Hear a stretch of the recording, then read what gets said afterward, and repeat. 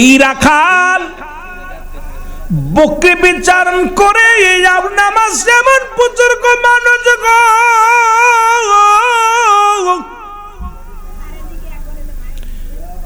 সালাত 5 ওয়াক্ত সালাত আদায় করে, নামাজ শেষ করে রব্বি কারীমের দরবারে হাত উঠায় কান্দে।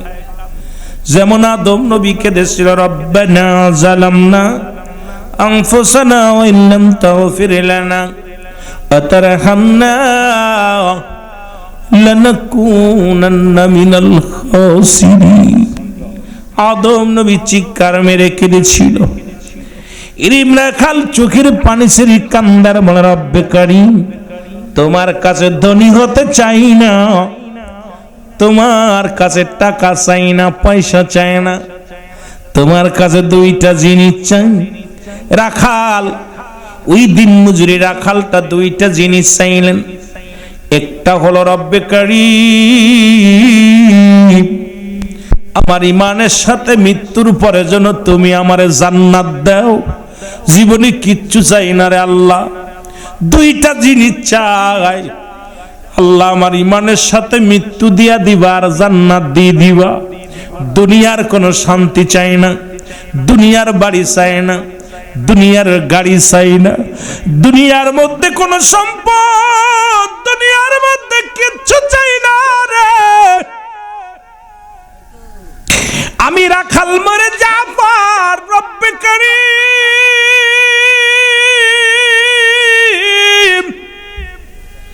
তুমি আমারে তোমার একটা জান্নাত দিয়া দিও গো। 2 নাম্বার হলো ইসলামের দ্বিতীয় খলিফা হযরত ওমর ফারুক, যিনি কোরআন দিয়ে রাষ্ট্র চালায়, যিনি সত্য ন্যায় প্রতিষ্ঠিতর জন্য এই জামানার মধ্যে একজন ন্যায়পরায়ণ বাদশা রব্বুল আলামিন একটা দিনের জন্য হযরত ওমর ফারুকের সঙ্গে আমার সাক্ষাৎ করায়া দি। কয়টা দাবি? এই জোরে বলেন কয়টা? আওয়াজ নাই জোরে, কয়টা? এটা কি?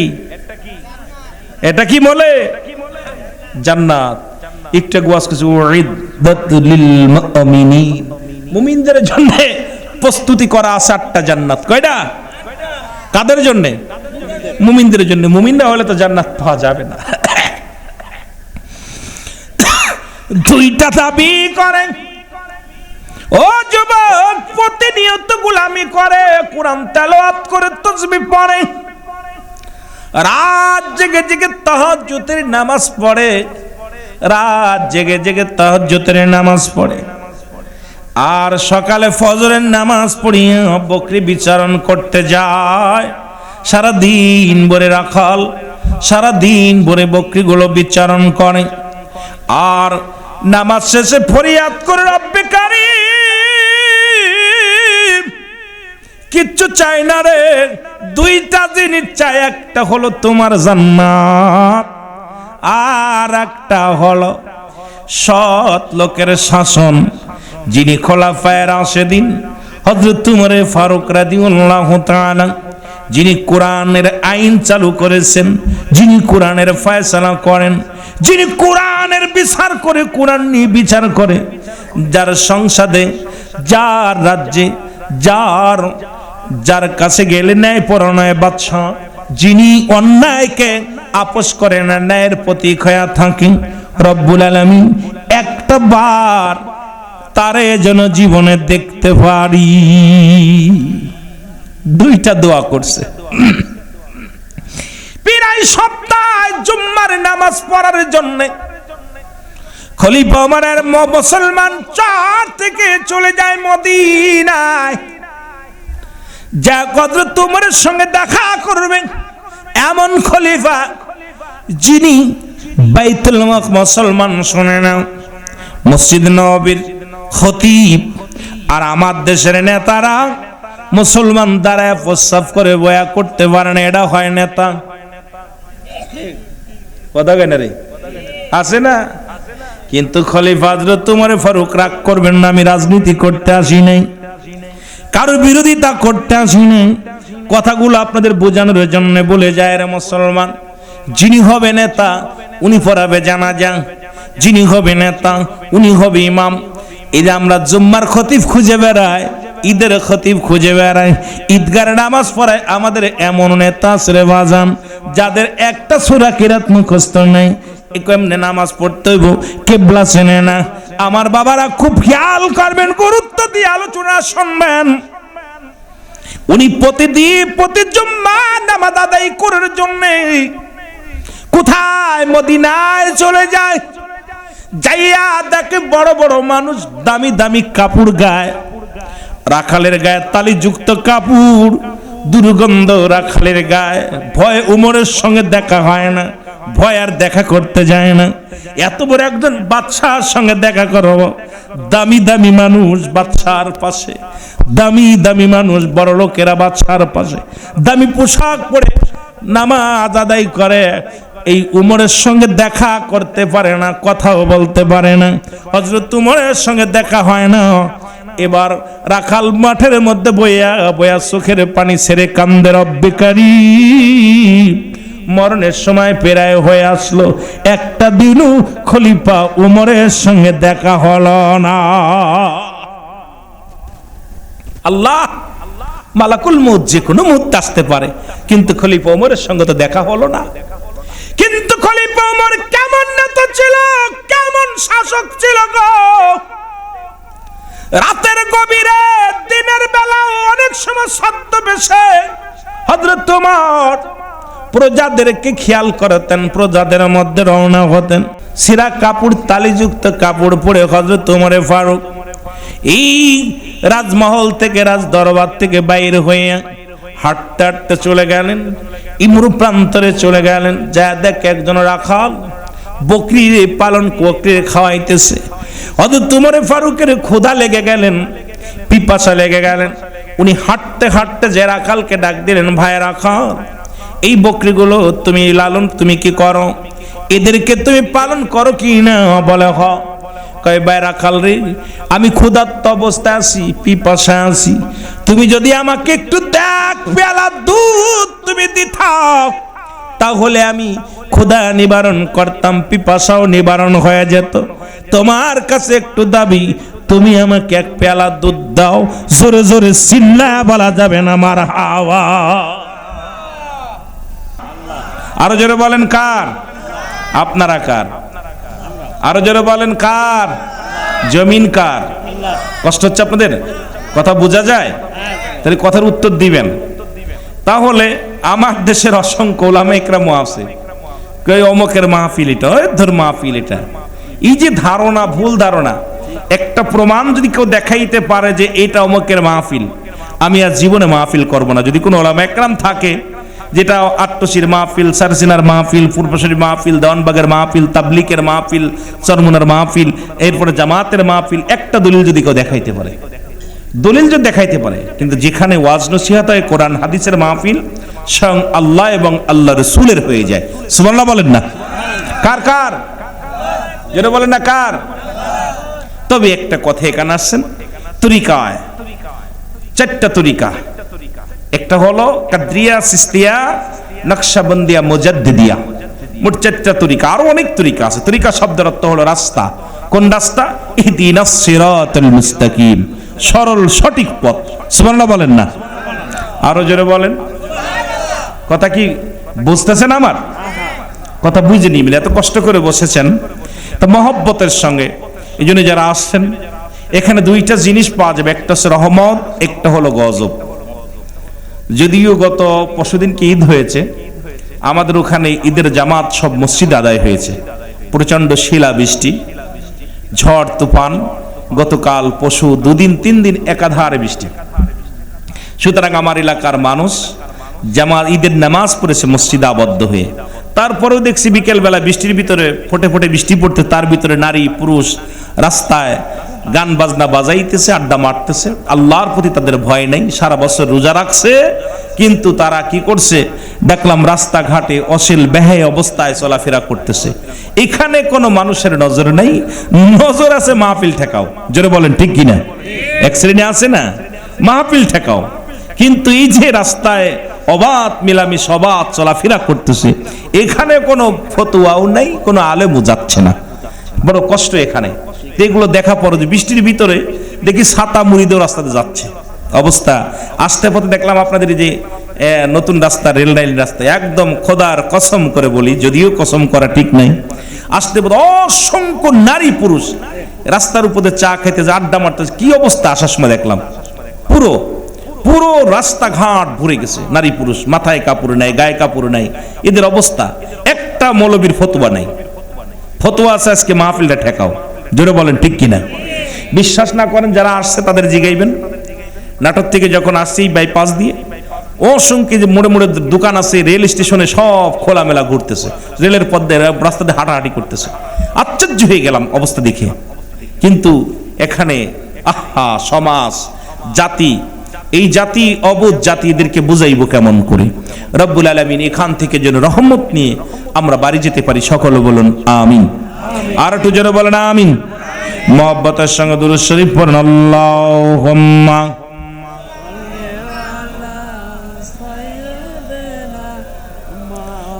মাওলানা মুহাম্মাদ আলা সাইয়্যিদিনা। এই দুনিয়ার মুসলমান গভীর মনোযোগ। আল্লাহ রাব্বুল আলামিন রিয়াজুল জান্নাহ, বেহেশতের বাগান, এই জান্নাতের বাগানে আসার মতো, বসার মতো সুযোগ দান করল। এই সময় কত মানুষ জেলখানায়, কত মানুষ হাসপাতালে, কত মানুষ মৃত্যু শয্যায় সজ্জিত। রব্বুল আলামিন জেলখানায় নেন নাই, হাসপাতালে নেন নাই, পৃথিবীর কোনো নোংরা খানায় নেন নাই। সুন্দর পরিবেশ, সারাদিন কর্ম করে, এলাকার মানুষগুলো কর্মজীবী, এই মানুষগুলো রব্বুল আলামিন জান্নাতের বাগানে আসার মতো, বসার মতো সুযোগ দান করে দিল। সেই রব্বে কারিমের দরবারে উচ্চ কণ্ঠে আওয়াজ দে আরেকবার বলেন আলহামদুলিল্লাহ। এ দুনিয়ার মুসলমান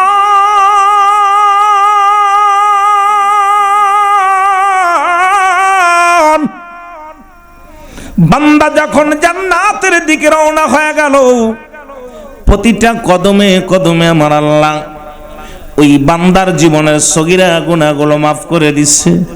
জীবনে কত গুনাহ করলাম, পৃথিবীর ইতিহাসে আপনার চলার পথে আসার পরে পদে পদে করেছেন গুনাহ। বান্দা যখন জান্নাতের বাগানের নিয়েতে বাড়ি থেকে রওনা দিছে, অমুক মাহফিলে যাব, ওই ওরস মুবারকের মাহফিলে যাব, প্রতিটা কদমে কদমে, প্রতিটা পা যখন একটা পা উঠায় আর একটা পা যখন ফেলাইছেন, আপনার জীবনের যত সগীরা গুনাহ ছিল সমস্ত গুনাহগুলো রব্বুল আলামিন চিরতরেই মাফ করে দিছে। জোরে বলা যাবে না সুবহানাল্লাহ? আমরা শুধু সগীরা গুনাহ করি নাই, পদে পদে করছি কবিরা গুনাহ। নামাজ ছেড়ে দেয়া কবিরা গুনাহ, মিথ্যা বলা কবিরা গুনাহ। হয়তো নওগাঁর মানুষ মিথ্যা বলে না, নওগাঁর মানুষ হয়তো নামাজ ছাড়ে না, নামাজ ছেড়ে দিয়া কবিরা গুনাহ। এক ওয়াক্ত নামাজ যদি কোনো ব্যক্তি ছেড়ে দেয়, কাজা যায় 2,88,00,000 বছর জাহান্নাম। যার এক খুতবা পরিমাণ 80 খুতবা পরিমাণ হলো জাহান্নাম, একটা খুতবা পরিমাণ হলো 2,88,00,000 বছর। আপনার আমার জীবন থেকে কত নামাজ চলে গেল। নামাজ ছেড়ে দেয়া কবিরা গুনাহ, মিথ্যা বলা কবিরা গুনাহ, বেগানা নারীর সঙ্গে দেখা দিয়া কবিরা গুনাহ, বেগানা পুরুষের সঙ্গে দেখা দিয়া কবিরা গুনাহ। এক কথায় যাদের সঙ্গে দেখা করা জায়েজ তাদের সঙ্গে বিয়ে করা হারাম, হারাম, হারাম। যাদের সঙ্গে দেখা দিয়া হারাম তাদের সঙ্গে বিয়ে করা জায়েজ। ওরে আলেম ওলামা শুনে নাও, আমার ওয়াজ শুনলে অনেক মসজিদের ইমাম ছুটে যাবে, তেল পোড়া বন্ধ হয়ে যাবে, পানি পড়া বন্ধ হয়ে যাবে। বেগানা নারী নিয়ে চাকরি করো, বেগানা নারীর সঙ্গে অফিস আদালত করো, মসজিদে বইয়া বইয়া তেলে ফোদাও, পানিতে ফোদাও, নাকশিতে ফোদাও, আর ফতোয়া মাহফিলে লাগাও। এক নম্বরে শুনে নাও, বেগানা নারীর সঙ্গে দেখা দিয়া হারাম, হারাম, হারাম। হারামকে হালাল করার কোনো এখতিয়ার নাই। এই গুনাহগুলো মাফের দরকার আছে কি না? আরো জোরে বলেন আছে কি না?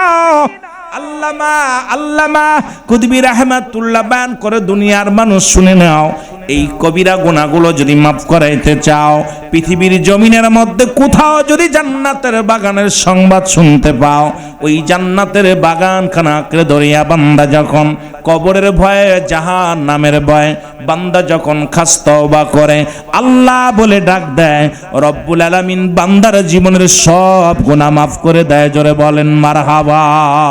আর একটু জোরে জোরে চিল্লায় বলা যাবে না সুবহানাল্লাহ? আরে মৌলবীর ফতুয়া এমন দিয়া দিতেছে, বেগানা নারী নিয়ে অফিস করতেছে, বেগানা নারীর লগে বয়া বয়া আড্ডা মারতেছে, বেগানা নারী লইয়া গল্প করতেছে। ফতুয়া কোথায়? কোথায় ফতুয়া? আমার বাবারা গভীর মনোযোগ, খুব খেয়াল থাকবে। এই গুনাহগুলো মাফের দরকার আছে কি না? আর একটু জোরে বলেন। কারণ যে কোনো মুহূর্তে মানুষের মৃত্যু হয়। পৃথিবীর মধ্যে আসার একটা সিরিয়াল আছে, যার কোনো সিরিয়াল নাই। যে কোনো মুহূর্তে বালাকুল মউত আসতে পারে, যে কোনো মুহূর্তে ধরা পড়ে যেতে পারে। আমি পরবর্তী সময় আপনারা আমার জন্য কি নিয়ামত বয়ে আনতেছে আপনি নিজেও জানেন না। আগামীকাল আমার আপনার জন্য সূর্যোদয় হবে, আগামীকাল ফজরের আজান কানে আসবে, আগামীকাল আমরা সকালে নওগাঁয়ে যাব, এমন কোন গ্যারান্টি কেউ দিতে পারবেন কিনা? আর একটু জোরে বলেন না, পারবেন কিনা? আমার সোনা পাখি রে,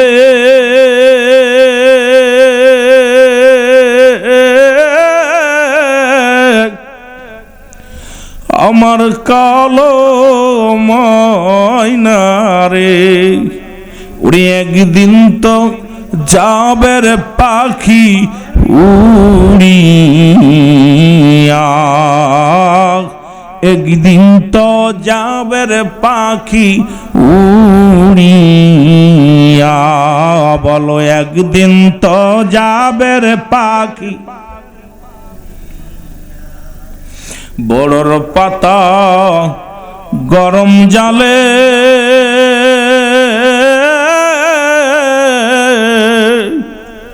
শুয়া মশারির তলে, গোসল করাইবে সবাই আসিয়া, গোসল করাইবে তোমার আপনজনা আসিয়া, আমার কালো ময়না রে,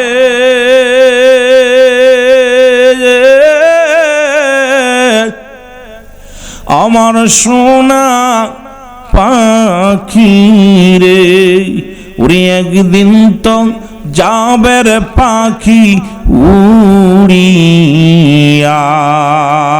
লা ইলাহা, জবান খোলে লা ইলাহা, আর জোরে লা ইলাহা। এ দুনিয়ার মুসলমান,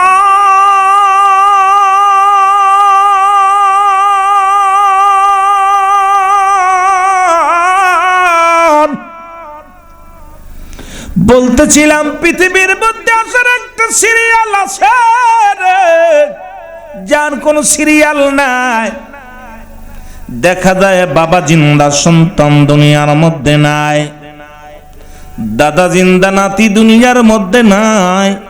নাতির কাঁধে দাদার লাশ, দাদার কাঁধে নাতির লাশ, বাবার কাঁধে সন্তানের লাশ, সন্তানের কাঁধে বাবার লাশ।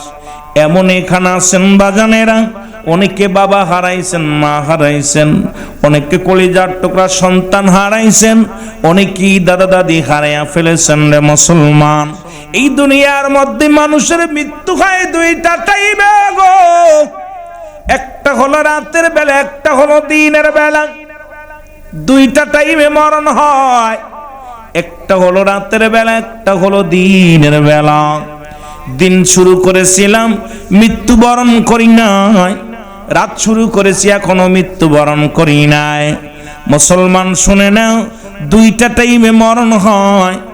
আপনি হয় মরবেন দিনে, নাই মরবেন রাত্রের। মুসলমান, এই দুইটা টাইম আল্লাহ রাত শুরু করেছে আমার আল্লাহ নামাজ দিয়া, দিনও শুরু করেছে আমার আল্লাহ নামাজ দিয়া। দিনের শুরু হলো বান্দা ফজর। ও মুসলমান শুনে নাও, রব্বুল আলামিন কত ভালোবাসে বান্দারে, রাসূল ভালোবাসে, কত উম্মতের কত ভালোবাসে। দিনের শুরু হলো মুসলমান ফজর। ও বান্দা, ফজরের নামাজ তুমি 2 রাকাত সুন্নাত নামাজ আদায় করলা। এবার রাসূলকে ভালোবাসো, বলো আমি আখির নবীর উম্মত, রাসূলের ভালোবাসায় জীবন দিয়ে দাও। এবার 2 রাকাত সুন্নাত নামাজ তুমি আদায় করলা, তুমি হয়ে গেলে আমার রাসূলের প্রেমিক। এবার 2 রাকাত ফরজ নামাজ তুমি আদায় করলা, তুমি হয়ে গেলে আমার আল্লাহর গোলাম। এখন দিনের মধ্যে যদি তোমার মরণ হয়, তোমার মরণটা হবে আমার আল্লাহর গোলাম, রাসূলের প্রেমিক। আর কোন ব্যক্তি আল্লাহর গোলাম হইয়া নবীর প্রেমিক হইয়া মৃত্যুবরণ করে, রব্বুল আলামিন তার নাজাত দিবে, জান্নাত দিবে। জোরে বলেন ঠিক কিনা? এখন যদি বলি ফজরের নামাজ কে কে আদায় করেছেন? ও যুবক, হয়তো আমরা অনেকে হাত উঠাইব না, আর লজ্জাও দিতে চায় না। নামাজ কোনো ব্যক্তির হুকুম নয়, নামাজ কোনো নেতার হুকুম নয়, নামাজ কোনো মোড়লের হুকুম নয়, এমপির হুকুম নয়, মন্ত্রীর হুকুম নয়। এই নামাজটা আমার নবীর হুকুমও নয়, নামাজটা স্বয়ং আল্লাহর হুকুম। জোরে জোরে বলেন ঠিক কিনা? কার হুকুম? না নবীর হুকুম? কার? আমার আল্লাহ। আমার আল্লাহর হুকুম যেহেতু, তুই দিনের বেলা মরণ যদি হয়, সুন্নাতও পড়েন নাই, ফরজও পড়েন নাই, না হইলেন আমার আল্লাহর গোলাম, না হইলেন রাসূলের প্রেমিক অবস্থা, না হইলেন আল্লাহর পাগল, আল্লাহর গোলাম, না হইলেন রাসূলের প্রেমিক। এখন মৃত্যুর পরে কি অবস্থা হবে? কবরে তো ছেলে যাবে না, মেয়ে যাবে না, ওই কবরে প্রতিবেশী যাবে না, কবরে আপনি আমল নিয়ে কবরে যেতে হবে রে মুসলমান, শুনে নাও। এখন দিনের বেলা মৃত্যু হয় না, রাতের বেলা মরণ হবে, এর মধ্যে কোনো সন্দেহ নাই। আসেনি? কত মানুষ নামাজগত অবস্থায় মারা যাচ্ছে, কত মানুষ সিজদার মধ্যে মরে যাচ্ছে। আজকে 3টার দিকে 19 জন ইন্তেকাল করছে আপনার কুমিল্লা টু চট্টগ্রাম রোডে বাস এবং ট্রাকে সংঘর্ষে। 19 জন জায়গার পর ঝরে গেছে, খবর আসলো। আমার বাবারা, এখন আমি মাগুরা থেকে আসছি, ফিরে যেতে পারবো এমন কোনো গ্যারান্টি আছে? কোনো গ্যারান্টি দিতে পারবো না, কোনো গ্যারান্টি দিতে পারবো না। এখন দিনে আপনার মৃত্যু হয় না, রাতে হবে, এর মধ্যে কোনো সন্দেহ নাই। ও বান্দা, রাতের শুরু হলো মাগরিব। শুরু কি কথা কয় না? মাগরিব। বান্দা, তুমি সারা দিন পরে আমার আল্লাহর জমিনের মধ্যে ঘুরলা, আমার রব্বে কারিমের তুমি কি কইলা? আলো বাতাস নিলাম, রব্বে কারিমের নিয়ামত পাইলাম। এবার শুরুতেই রাতের শুরু একটা নিয়ামত, ঘুমের জন্য, বিশ্রামের জন্য রয়েছে। সুতরাং রাত যখন শুরু হলো, এই জন্য প্রথমেই ফরজ দেয়া শুরু করছে রাতটা আমার আল্লাহ। বান্দারে 3 রাকাত ফরজ নামাজ তুমি আদায় করলাম, সঙ্গে সঙ্গে তুমি হয়ে গেলে আমার আল্লাহর গোলাম। এবার 2 রাকাত সুন্নাত নামাজ তুমি আদায় করলা, সঙ্গে সঙ্গে তুমি হয়ে গেলে আমার নবীর প্রেমিক। এখন রাতের মধ্যে যদি মরণ হয়, তুমি 1 নম্বরে হলে আমার আল্লাহর গোলাম, রাসূলের প্রেমিক। আপনার ভয় নাই, ভয় নাই। জোরে বলেন মারহাবা। ওরে কোনো চুরি করেন নাই, ডাকাতি করেন নাই, খুন করেন নাই, পুলিশ আসলে ভয় কিসের? ঠিক কিনা? কথা কয় না? এখন যদি বলি পুলিশ আইছে, ভয় আছে? এর মধ্যে যারা ডাকাতি করছে, যারা খুন করছে থাকবে না? যদি শোনে পুলিশ আসছে, এই মাহফিল তো আমি যতই পা যা বলি, হুজুর পাগল হইছেন নি, এটারে খুঁজেই পা যাইতো না। হুজুর বলে ঠিক কিনা? আর যার চুরিও করে নাই, ডাকাতিও করে নাই, মানুষ হত্যাও করে নাই, লুটতাস করে নাই, নেশা করে নাই, এই ব্যক্তি পুলিশ আসছে, সালাম দিয়ে আসসালামু আলাইকুম ভাই ভালো আছেন, স্যারও কইতো না, ভাই বলতো, জোরে কোন ঠিক কিনে। এই জন্য আমি আপনি যদি ইমান নিয়ে মরতে পারি, রব্বে কারীমের গোলাম রাসূলুল্লাহর সুন্নাত তরিকার মধ্যে, সুন্নি তরিকার মধ্যে, এক কথা ইসলামের মধ্যে ধাবিত হয়ে যদি আমি আপনি ইন্তেকাল করতে পারি, আপনার বডির কোনো ভয়, যারা বলেন আছে, ভয় আছে কাদের? যারা আল্লাহর গোলাম হতে পারে নাই, রসুলের প্রেমিক হতে পারে নাই। রসুল কয় রসুলকে ভালোবাসি, মাসে 30 বার শেফ হয়, মুখের দাড়িগুলো ফেলে দেয় আর কয় রসুলকে ভালোবাসি। টুপি তো দূরের কথা, মাথায় পাঞ্জাবিও গায়ে নাই, টুপিও নাই, দাড়িও নাই। কথা বলেন ঠিক কি না? এগুলো কয় নবীরে ভালোবাসি, এটা নবীরে ভালোবাসি। এরা বাটপার, মুখে মুখে লিপসন ভালোবাসা, মুখে বলে অন্তরের ভিতরে ভালোবাসা নাই। যারা বলেন ঠিক কি না? আরো যারা বলেন ঠিক কি না? একটু মহব্বতের সঙ্গে জিকির করুন লা ইলাহা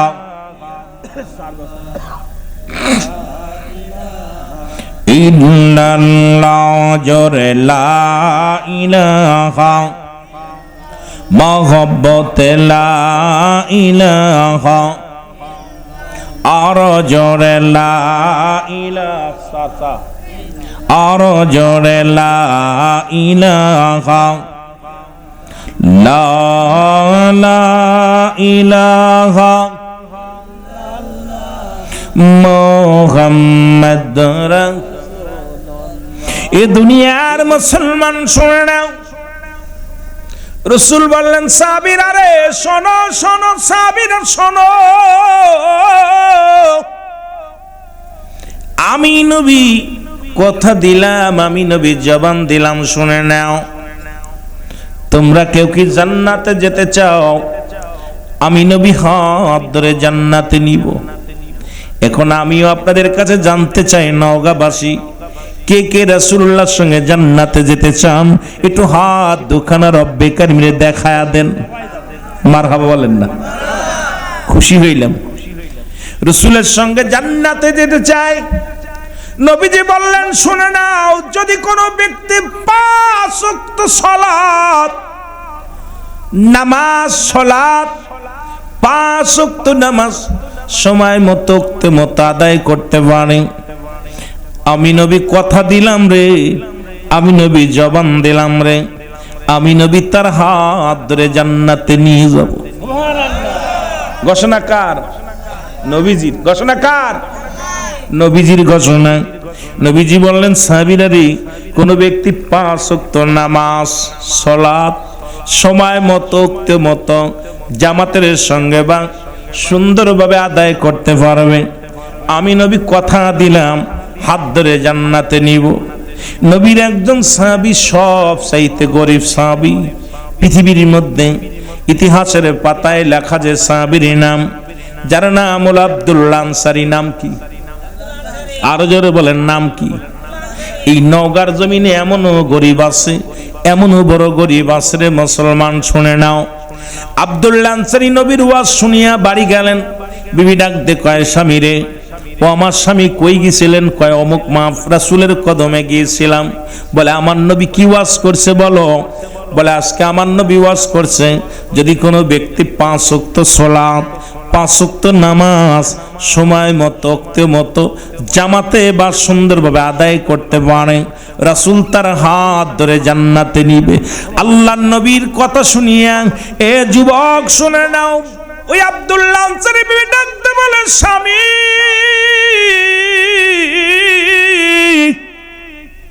ও আমার স্বামী, আপনি আমার স্বামী, আপনার কাছে একটা মাত্র দাবি করব।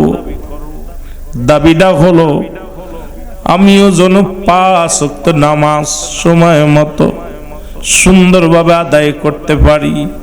আপনি নামাজ আদায় করে রাসূলুল্লাহর সঙ্গে জান্নাতে যাবেন। কিয়ামতের ময়দানের স্বামী, আমিও যেন আপনার সঙ্গে, আমার রাসূলের সঙ্গে জান্নাতে যেতে পারি। এই জন্য আপনার কাছে দামি বাড়ি চাই না, দামি গাড়ি চাই না। আমাদের বিবিরা বাড়ি চায়, গাড়ি চায়, বালাখানা, কত সুন্দর সুন্দর বাড়ি। আসতে পথে দেখলাম কত ডুয়েলাস বাড়ি করেছেন মুসলমান। ফ্ল্যাট বাড়ি করেছে, ঢাকার স্টাইলে বাড়ি করেছে রে। এরে মুসলমান শোনো, এই কিছু চাই না, চাই শুধু আমিও যেন একটু সময় দিবেন, আমিও যেন 5 ওয়াক্ত নামাজ আদায় করতে পারি। কেমন বিবি আর কেমন নবীর সাহাবী। কিছুদিন সময় অতিবাহিত হয়ে গেল, রাসূলুল্লাহ দেখে আনসারী নামাজে আসে, সালাম ফিরে আসসালামু আলাইকুম ওয়া রাহমাতুল্লাহ, আসসালামু আলাইকুম ওয়া রাহমাতুল্লাহ। এই সাহাবী দূরে বাড়ির দিকে রওনা হয়ে যায়। নবী ডাকতে বলে, আমার সাহাবীরা রে,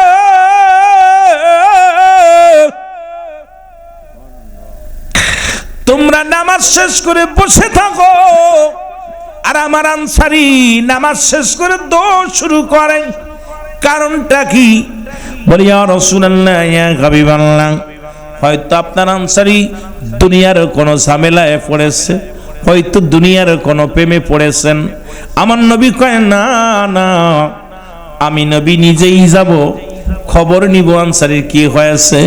জোরে জোরে চিল্লায়া বলা যাবে না আল্লাহু আকবার। মদিনা যাইতে পারলাম না, মদিনা দেখতে পারলাম না, বলো মদিনা যাইতে পারলাম না, মদিনা। একটু মহব্বতের সঙ্গে সঙ্গে জোরে জোরে আমার সাথে বলেন, মদিনা যাইতে পারলাম না, মদিনা। আমি অসহায় তাই এত দূরে রই, আমি অসহায় তাই এত দূরে রই, দূর থেকে সালাম জানাই, বলো দূর থেকে সালাম জানাই, মদিনা যাইতে পারলাম না, মদিনা। মদিনায় যেতে চাইলে আওয়াজটা একটু জোরে জোরে বলেন, আল্লাহ যেন কবুল করে নেয়। বলেন, মদিনা যাইতে পারলাম না, মদিনা। মদিনার নাম কত সুন্দর,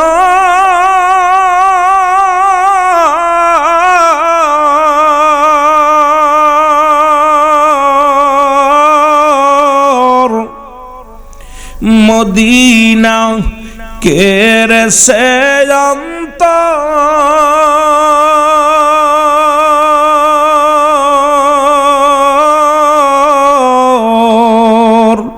ওই মদিনার পথের দুলি, ওই মদিনার পথের দুলি মাখতে পারলাম না, মদিনা যাইতে পারলাম না, মদিনা দেখতে পারলাম না, মদিনা।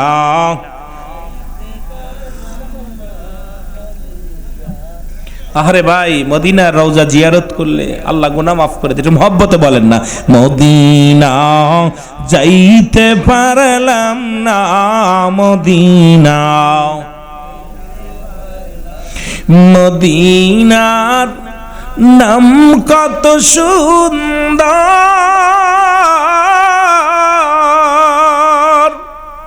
মদিনা কেরে সে অন্তর।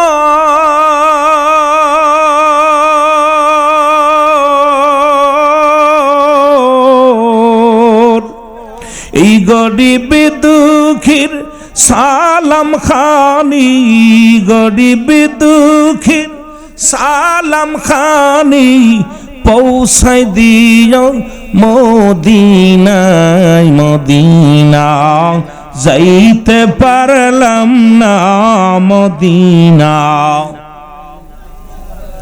হায় হায়, মদিনা যাইতে পারলাম না, মদিনা।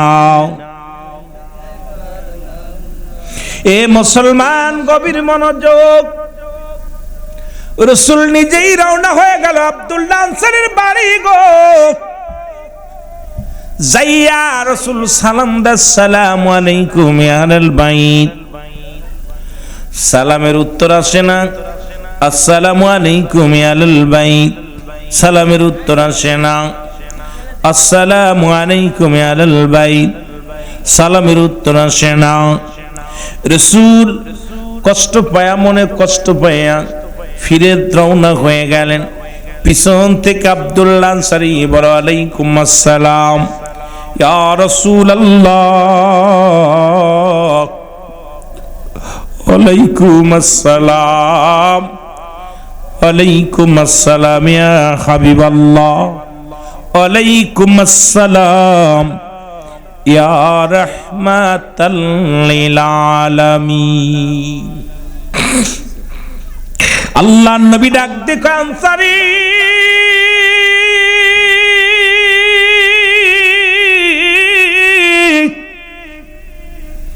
আমি তোমাকে 3 বার সালাম দিলাম, 3 বারই তুমি উত্তর দিলা, 3 বারই তুমি উত্তর দিলা, তার মানে আর বুঝতে বাকি নাই তুমি ঘরের মধ্যে ছিলা, সালাম শুনেছিল, উত্তর দাও নাই। আনসারী বলে, ইয়া রাসূলুল্লাহ ইয়া হাবিবাল্লাহ, আমি কেন সালামের জবাব দিই নাই এই উত্তরটা আমি দিতে পারবো না। যদি একটু দয়া করে আমার বাড়িতে যাইতেন তাহলে আমি উত্তর দিতে পারতাম। নবীজি বলে, চলো। কেমনে আমার নবী কাল্লা দুনিয়ার মধ্যে বায়ানাত, উত্তম ব্যবহার, উত্তম আখলাক, উত্তম চরিত্র নবীজি কাল্লা দান করেছেন। এই জন্য তো মক্কা মদিনার কাফেরেরাও আল আমিন উপাধি দিয়েছেন।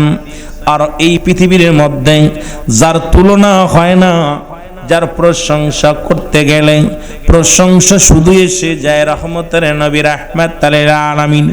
আল্লাহ নবীজি ডাক দে বলে, আনসারী চলো। রওনা দিলেন। যাইয়া যখন দরজাটা খুলে দিলেন, খুলে দেওয়ার সঙ্গে সঙ্গে তাকায় দেখে রে ভিতর বাড়ি বিশাল একটা গর্ত খোঁড়া। আল্লাহ নবী ডাক দে, আনসারী ভিতরে কেন এত বড় গর্ত খোঁড়া? বলে, ইয়া রাসূলুল্লাহ ইয়া হাবিবাল্লাহ, যখন আপনি আমারে সালাম দিয়েছিলেন, যখন আপনি আমাকে সালাম দিয়েছিলেন, তখন আমি ওই গর্তের ভিতরে উলঙ্গ অবস্থায় বসেছিলাম। আমার নবী কয়, কি বলতে চাও? বলে, ইয়া রাসূলুল্লাহ ইয়া হাবিবাল্লাহ, আপনি সেদিন ওয়াজ করতেছিলেন, কোন ব্যক্তি যদি 5 ওয়াক্ত সালাত, 5 ওয়াক্ত নামাজ সময় মতো আদায় করতে পারে, আমি নবী তার হাত ধরে জান্নাতে নিব। ইয়া রাসূলুল্লাহ ইয়া হাবিবাল্লাহ, নবী গো,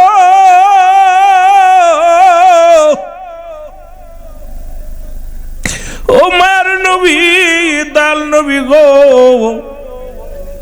আমি আনসারী বাড়িতে এসে আমি ওয়াজটা আমার বিবিরে শোনাই। আমার বিবি আমার কাছে দাবি করেছিল, স্বামী যেন 5 ওয়াক্ত সালাত আদায় করতে পারি, এই সুযোগটা আমারে দিবে। ইয়া রাসূলুল্লাহ ইয়া হাবিবাল্লাহ, আমাদের স্বামী স্ত্রী মিলে মাত্র 1 টুকরা কাপড়, যখন মসজিদে আজান পড়ে যায় আমি উলঙ্গ হয়ে, আমার বিবি উলঙ্গ হয়ে বসে থাকে গর্তের মধ্যে, আমি নামাজে চলে যাই। আবার যখন নামাজ শেষ হয়ে যায়, নবী গো, নামাজ যখন শেষ হয়ে যায় আমি আব্দুল্লাহ ফিরে বাড়ি আসি। নবী গো, বাড়ি আসি এই গর্তের মধ্যে প্রবেশ করিয়া আমার পণ্যের কাপড়টা খুলে দিই। আমার বিবি ওই কাপড়টা পরে নামাজে দাঁড়ায়। আপনি যখন আমার বাড়িতে এসে সালাম দিয়েছিলেন, তখন আমি উলঙ্গ অবস্থায় গর্তের মধ্যে বসেছিলাম, এই কারণে আপনার সালামের জবাব দিতে পারি নাই। ইয়া রাসূলুল্লাহ ইয়া হাবিবাল্লাহ, নবী গো, বেয়াদবি মাফ করবেন, ক্ষমা চাই আপনার কদমে নবী গো। আল্লাহ নবী একটা চিৎকার দিয়ে বলে, আব্দুল্লাহ রে,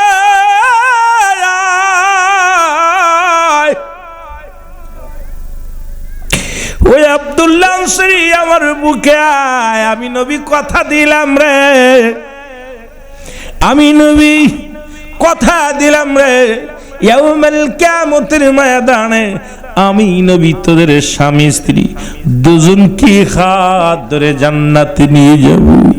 এখন আমি আপনাদের কাছে জানতে চাই, এই নওগাঁর জমিনে কি এমন কোন দরিদ্র আছে যার এক টুকরা কাপড় আছে? যিনি ভিক্ষা করে খায় তারও 4-5টা টুকরা কাপড় আছে। যে ব্যক্তি সবচাইতে গরিব তারও 2-3টা কাপড় আছে। সুতরাং নামাজ তরফ করার কোনো পথ নাই, নামাজ ছেড়ে দেওয়ার কোনো ওজর আপনার কাছে নাই। এই জন্য সলাৎ সলাৎ সলাৎ সলাৎ, এই নামাজ ও মুসলমান শুনে নেও, নামাজের প্রতি আমার আল্লাহ তো খুশি নামাজের প্রতি। এই জন্য আমার নবীজি নামাজের যত্ন করেছেন, নামাজের প্রতি গুরুত্ব দিয়েছেন। আর সেই নবীর উম্মত হইয়া আজকে নামাজের সাথে সম্পর্ক নাই। একমাত্র মুসলমানের মধ্যে পার্থক্য হলো নামাজ, কাফের এবং মুসলমানদের মধ্যে পার্থক্য হলো নামাজ। এখন আমরা অনেকেই দাড়ি রাখছি, টুপিও মাথায় দিই, অনেকে আমরা বড় পাঞ্জাবিও গায়ে দিই, সময় পড়ি না। আবার অনেকেও সুন্দর দাঁড়িয়ে আছে মুখের মধ্যে, রব্বে কারিমের সাথে সম্পর্ক নাই। জোরে বলেন ঠিক কি না? এক টুকরা কাপড় দিয়া স্বামী স্ত্রী দুইজনে নামাজ আদায় করছে। খোদার কসম আমার মন বলে এই মহল্লার মধ্যে, এই রাতুয়াল জমিনের মধ্যে এমন কোন গরিব নাই যে যার 2-4 টুকরা কাপড় নাই। সবচেয়ে যে গরিব তারও 2-1 টুকরা কাপড় আছে। আপনি কেমনে দোহাই দিবেন, কেমনে বাঁচবেন? নামাজ কার? জোরে বলেন না। আপনি আমি তো কবুল পড়ছি আলাস্তাবিরাব্বিকুম ওয়ালবালা, স্বীকার করেছি আপনি আমাদের রব, আপনি আমাদের প্রভু, আপনি আমাদের আইনদাতা, আপনি আমাদের বিচার করেওয়ালা। সবাই স্বীকার করেছি। এই যে পার্লামেন্টে যে সমস্ত মেম্বাররা গেছে সবাই তো শপথ পড়েছে। শপথ পড়ছে না? বলেন না, কি করছে? শপথ পড়ছেন না? তা আমরাও তো শপথ পড়েছি। শপথ পড়ে সমস্ত রুহের জগৎকে রব্বে কারিম সামনে দাঁড়ায় বলছে আলাস্তাবিরাব্বিকুম, আমি কি তোমাদের রব? বলো। সবাই মাথা নত করে বলছে ক্বালু বালা, স্বীকার করছে আপনি আমাদের রব। যেহেতু পার্লামেন্টের মেম্বার, তারা শপথ করেছে আমি একটা জেলা চালাইবো। এ মেম্বার হয়েছে, এমপি হয়েছে, মন্ত্রী হয়েছে, শপথ পড়েছে, তার দায়িত্ব হলো সবার খোঁজ খবর নেওয়া। জোরে বলেন ঠিক কিনা? জোরে বলেন ঠিক কিনা? রব্বে কারিমের কাছে আমরা তওবা পড়েছি, কবুল করেছি, ওয়াদা করেছি রব্বে কারিমের খোঁজার জন্য আমাদের রব্বে কারিমের গোলামি করার দরকার আছে কিনা? আরো জোরে বলেন আছে কিনা? যার নাই সে তো কথা বলবেন না, যার আছে তো আছে, বলেন যার আছে, কথা বলেন আছে। আপনি দেখেন না 5 ওয়াক্ত নামাজে ফরজ কয় রাকাত? ফজরে 2 রাকাত, যোহরে 4 রাকাত, আসরে 4 রাকাত, মাগরিবে 3 রাকাত, আর ইশায় 4 রাকাত। মোট কত? কয় মিনিট লাগে? 1 ঘন্টা। কয় ঘন্টা? আমি ধরলাম 1 ঘন্টা। 17 রাকাত নামাজ পড়তে কয় ঘন্টা? 1 ঘন্টা। আর রাসূলের সুন্নাত যা আছে 1 ঘন্টা, সুন্নাত নামাজ যা আছে কয় ঘন্টা? 1 ঘন্টা। নফল বন্দেগী 1 ঘন্টা। কয় ঘন্টা? মোট কত? আপনার সারা দিনটা 24 ঘন্টা, কয় ঘন্টা? জোরে বলেন কয় ঘন্টা? আপনারা হিসাব পারেন না? আমি তো কয় ঘন্টা? এ যুবকেরা যারা লেখাপড়া করে জোরে, মুরব্বীরা নাই করছে না, তোমরা কও না কয় ঘন্টা? আল্লাহরে দিলেন কয় ঘন্টা? 1 ঘন্টা। রাসূলকে দিলেন কয় ঘন্টা? 1 ঘন্টা। আপনার ব্যক্তিগত জীবন দশায় নফল বন্দেগী এটা দিলেন 1 ঘন্টা। বাকি এই যে কয় ঘন্টা থাকলো? কয় ঘন্টা? 21 ঘন্টা কি ঘোড়ার ঘাস কাটছেন? রব্বে কারিমের কাছে কি জবাব দিবেন? আপনি যে বলেন যে সময় পেলাম না, আপনি হিসাব করে দেখেন না, সবই তো আপনার দিয়া দিছে। রব্বে কারিম কতটুকু সময় নিছে? একটা মানুষ বন্দেগী করতে জিন্দেগিটা কয় মাস? আপনি আপনার 63 বছর, 60 বছর, 70 বছর জিন্দেগি দেখেন, 10টা বছর ইবাদত বন্দেগী করতে পারেন নাই। 10-12 বছর গেছে আপনার বাল্যকাল, বাল্যকাল চলে গেছে, খেলাধুলায় চলে গেছে, যৌবন কালটা বিয়ে শাদীর মধ্যে, এরপরে বৃদ্ধকালটা তো গেল লাঠি বট দিয়ে। সাংসারিক জীবন আপনি কয়টা দিন আল্লাহ ডাকছেন? এই রব্বে কারিম খুশি হয়ে আপনাকে জান্নাতে দিবে, সেই রকম ডাকার দরকার আছে কিনা? একটা মানুষ আপনি আজকে রাত্রে যে বয়া চিন্তা করবেন, হারে সিদ্দিকী সাহেব কথাটা বললো, মিলাই দেখি, যে 24টা ঘন্টা আমি আল্লাহরে কয়টা ঘন্টা দিলাম? যে আমারে তো পাঠাইলো দুনিয়ার মধ্যে, এত সুন্দর দুনিয়াটা, এত সুন্দর পৃথিবী বানাইলো, সৃষ্টি করলো, আমি সে রব্বে কারিমে কি দিলাম? আপনি বুঝতে কেন বয়া বয়া চিন্তা করবেন রব্বে কারিমের আপনি কি করতেছেন, গোলামি করতেছেন। আপনার নিজের জবান, আপনার নিজের বিবেক বলে দিবে না আমি আল্লাহরে ঠগাইতেছি। আপনার বিবেক বলবে না আমি আর রব্বে কারিমের সঙ্গে গোলামি করতেছি না, আমি আমার রাসূলকে ঠগাইতেছি, আমি আমার আল্লাহকে ঠগাইতেছি, আমি নিজেই ঠকে পড়তেছি, তারে ঠগাইতেছি না। কারণ তার নাফরমানি করতেছি, জাহান্নাম তত অগ্রসর হচ্ছে। যেটা বলেন ঠিক কিনা? মুহাব্বতের সঙ্গে দুরূদ শরীফ পড়েন। আল্লাহুম্মা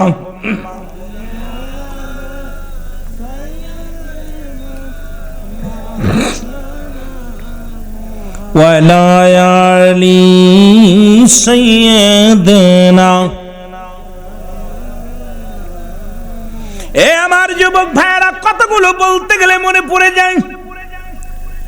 ইসলামের দ্বিতীয় খলিফা, মনে রাখবেন আলোচনাটা, ভুলে যাবেন না। নামাজের মধ্যে শুরু করেছি, খোলার গোলামি নিয়ে শুরু করেছি। ধীরে ধীরে আলোচনা, অনেক আলোচনা আমার মা বোনদের নিয়ে করা লাগবে, যুবকদের নিয়ে কথা বলবো, বাস্তবতা নিয়ে কথা বলবো।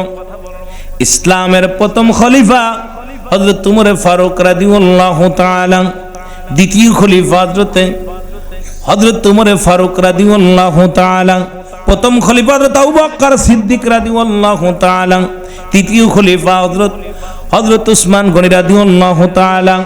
ও মুসলমান শুনে নাও, চতুর্থ খলিফা হযরত আলী রাদিয়াল্লাহু তাআলা।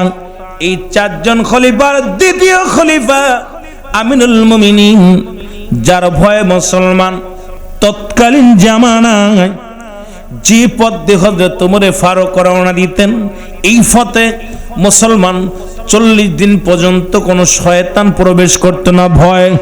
কারণ যে পথে আমার মুসলমান বাবারা শুনেছে হযরত উমর ফারুক গেছেন, ওই পথ দিয়ে মাস্টার ইবলিস থরথর করে কাঁপতো, যে আরে বাবা রে, এই পথ দিয়ে উমর ফারুক গেছে, এই পথটা দিয়া যাওয়া যাবে না। কারণ হযরত উমর ফারুক আমারে নিস্তার রাখবে না ধরা পড়ে গেলে। কারণ বেয়াদবি যদি করি, খত্তাবের বেটা ওমর, এই খত্তাবের বেটা ওমর কাউকে ছাড়বে না। সুতরাং মাস্টার ইবলিস পর্যন্ত ভয় পেত সেই রাস্তা দিয়ে যাইতে। সেই উমরের জামানায় একজন রাখাল, সাধারণ একজন রাখাল, যাদের কথা আল্লাহ বলাল কাসিম হাবিবুল্লাহ, দিন মজুরি মেহনতকারী যারা কষ্ট করে, রব্বে কারিম তাদেরকে বলেছে তারা হলো আল্লাহর বন্ধু। জোরে জোরে চিল্লায়া বলা যাবে না মারহাবা। খুব খেয়াল করবেন, একজন রাখাল, গরিব মানুষ, মাঠে কাজ করে, আপনাদের কৃষক মানুষ তো, এই জন্য আপনাদেরকে মিলাই পোস্টটা করে যায়, তারপর আস্তে আস্তে যায়। যেহেতু এখানে শিক্ষিত মানুষ তা আসে নাই বেশি, আর আমিও এত বড় পণ্ডিত না বাবা। আপনাদের এলাকায় বড় বড় আলেম, বড় মাদ্রাসা, বড় বিজ্ঞ ওলামা একরাম। আমি আকাশের নিচে জমিনের উপর আমার মতো নরাধন আর কেউ নাই। আমি পাপী মানুষ, গুনাহগার মানুষ, না আছে এলেম, না আছে আমল, না আছে ইবাদত বন্দেগী ঠিক মতো করতে পেরেছি। আপনাদের দোয়া যদি থাকে, দুই চারটে কথা বলতে পারবো। যদিও পীর মুরিদি করি, হয়তো আপন পীরের ওসিলায় আল্লাহ দুই চারটে কথা বলার সুযোগ দান করে, তাহলে বলতে পারবো। একটু মহব্বতের সঙ্গে জিকির করেন, সুবহানাল্লাহ, আলহামদুলিল্লাহ, লা ইলাহা, আরো জোরে সুবহানাল্লাহ, লা ইলাহা, এই জোরে জোরে বলেন লা ইলাহা। এই দুনিয়া সৃষ্টি করিয়া ওগো আল্লাহ কত সুন্দর বানাইয়া, আল্লাহ পাঠাইল বান্দার লাগিয়া, ও ভাই দেখলি না নয়ন মেলিয়া, যেতে হবে বাদন সারিয়া, লা ইলাহা, আরো জোরে সুবহানাল্লাহ, সুবহানাল্লাহ, লা ইলাহা। এই রাখাল বকরি বিচারণ করে নামাজ যেমন বুজুর্গ মানুষ গো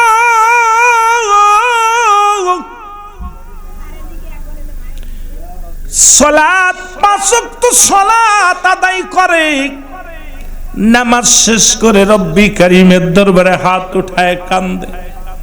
যেমন আদম নবী কেঁদেছিল, রব্বানা যালামনা আনফুসানা ওয়া ইল্লাম তাগফির লানা ওয়া তারহামনা লানাকুনান্না মিনাল খাসিরিন।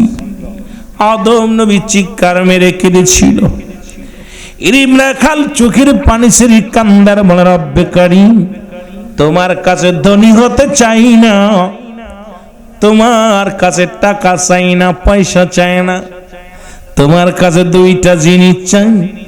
রাখাল, ওই দিন মজুরি রাখালটা দুইটা জিনিস চাইলেন। একটা হলো রব্বে কারীম আমার ইমানের সাথে মৃত্যুর পরে যেন তুমি আমারে জান্নাত দাও, জীবনে কিচ্ছু চাই না রে আল্লাহ, দুইটা জিনিস চাই।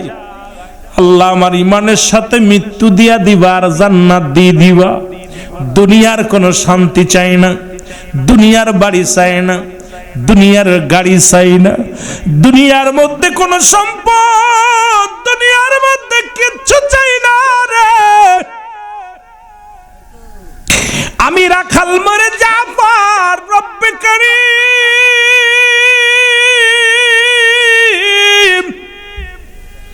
তুমি আমারে তোমার একটা জান্নাত দিয়া দিও গো। দুই নাম্বার হলো ইসলামের দ্বিতীয় খলিফা হযরত ওমর ফারুক, যিনি কোরআন দিয়ে রাষ্ট্র চালায়, যিনি সত্য ন্যায় প্রতিষ্ঠিতর জন্য এই জামানার মধ্যে একজন ন্যায়পরায়ণ বাদশা রব্বুল আলামিন একটা দিনের জন্য হযরত ওমর ফারুকের সঙ্গে আমার সাক্ষাৎ করায়া দি। কয়টা দাবি? এই জোরে বলেন কয়টা? আওয়াজ নাই জোরে, কয়টা? এটা কি? এটা কি বলে? জান্নাত। একটা ওয়াজ কিছু উইদ্দাতুল লিল মুমিনিন, মুমিনদের জন্য প্রস্তুতি করা আছে 8টা জান্নাত। কয়টা? কাদের জন্য? মুমিনদের জন্য। মুমিন না হলে তো জান্নাত পাওয়া যাবে না। দুইটা দাবি করেন। ও যুবক, প্রতিনিয়ত গোলামি করে, কোরআন তেলাওয়াত করে, তাসবিহ পড়ে, রাত জেগে জেগে তাহাজ্জুদের নামাজ পড়ে, রাত জেগে জেগে তাহাজ্জুদের নামাজ পড়ে, আর সকালে ফজরের নামাজ পড়িয়া বকরি বিচারণ করতে যায়। সারা দিন ভরে রাখাল, সারা দিন ভরে বকরিগুলো বিচারণ করে, আর নামাজ শেষে ফরিয়াদ করে, রব্বে কারীম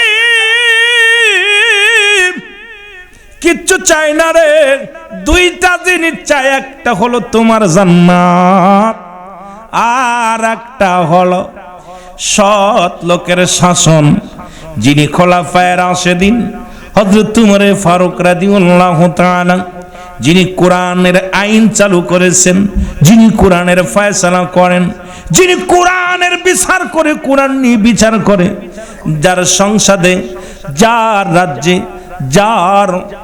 যার কাছে গেলে ন্যায়পরায়ণ বাদশা, যিনি অন্যায়কে আপোষ করে না, ন্যায়ের প্রতীক হয়ে থাকেন, রব্বুল আলামিন একটা বার তারে যেন জীবনে দেখতে পারি। দুইটা দোয়া করছে। প্রায় সপ্তাহে জুম্মার নামাজ পড়ার জন্য খলিফা ওমরের মুসলমান 4 থেকে চলে যায় মদিনায়, যা হযরত ওমরের সঙ্গে দেখা করবে এমন খলিফা, যিনি বাইতুল মুসলমান শুনে না, মসজিদ নববীর খতিব, আর আমার দেশের নেতারা মুসলমান দ্বারা প্রস্তাব করে বয়া করতে পারে না, এটা হয় নেতা। কথা কেন রে? আছে না? কিন্তু খলিফা হযরত ওমর ফারুক রাগ করবেন না, আমি রাজনীতি করতে আসি নাই, কারো বিরোধিতা করতে আসি নাই, কথাগুলো আপনাদের বোঝানোর জন্য বলে যায় রে মুসলমান, যিনি হবে নেতা উনি পড়াবে জানাজা, যিনি হবে নেতা উনি হবে ইমাম। এই যে আমরা জুম্মার খতিব খুঁজে বেড়াই, ঈদের খতিব খুঁজে বেড়াই, ঈদগার নামাজ পড়ায়, আমাদের এমন নেতা আছে রে বাজান যাদের একটা সূরা কিরাত মুখস্থ নাই। কেমনে নামাজ পড়তে হইব কিবলা চেনে না।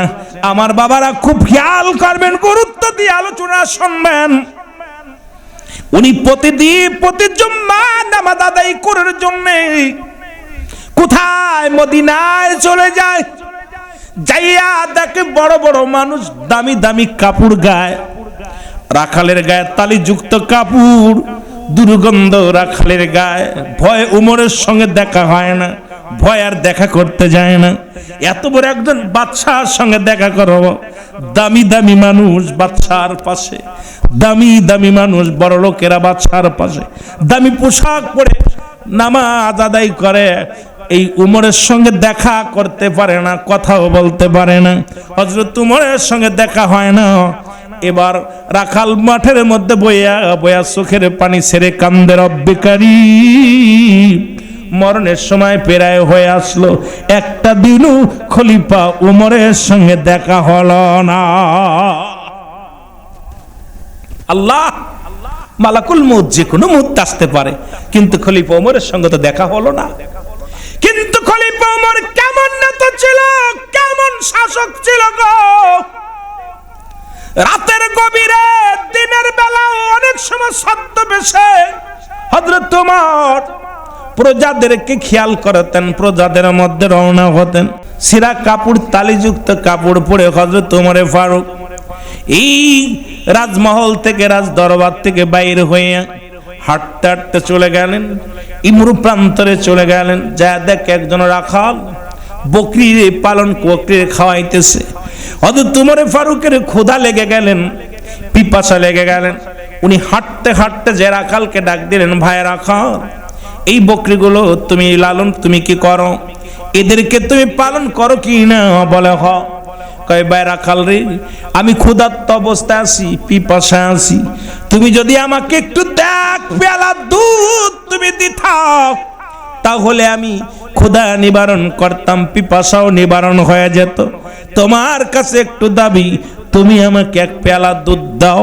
জোরে জোরে চিল্লায়া বলা যাবে না মারহাবা।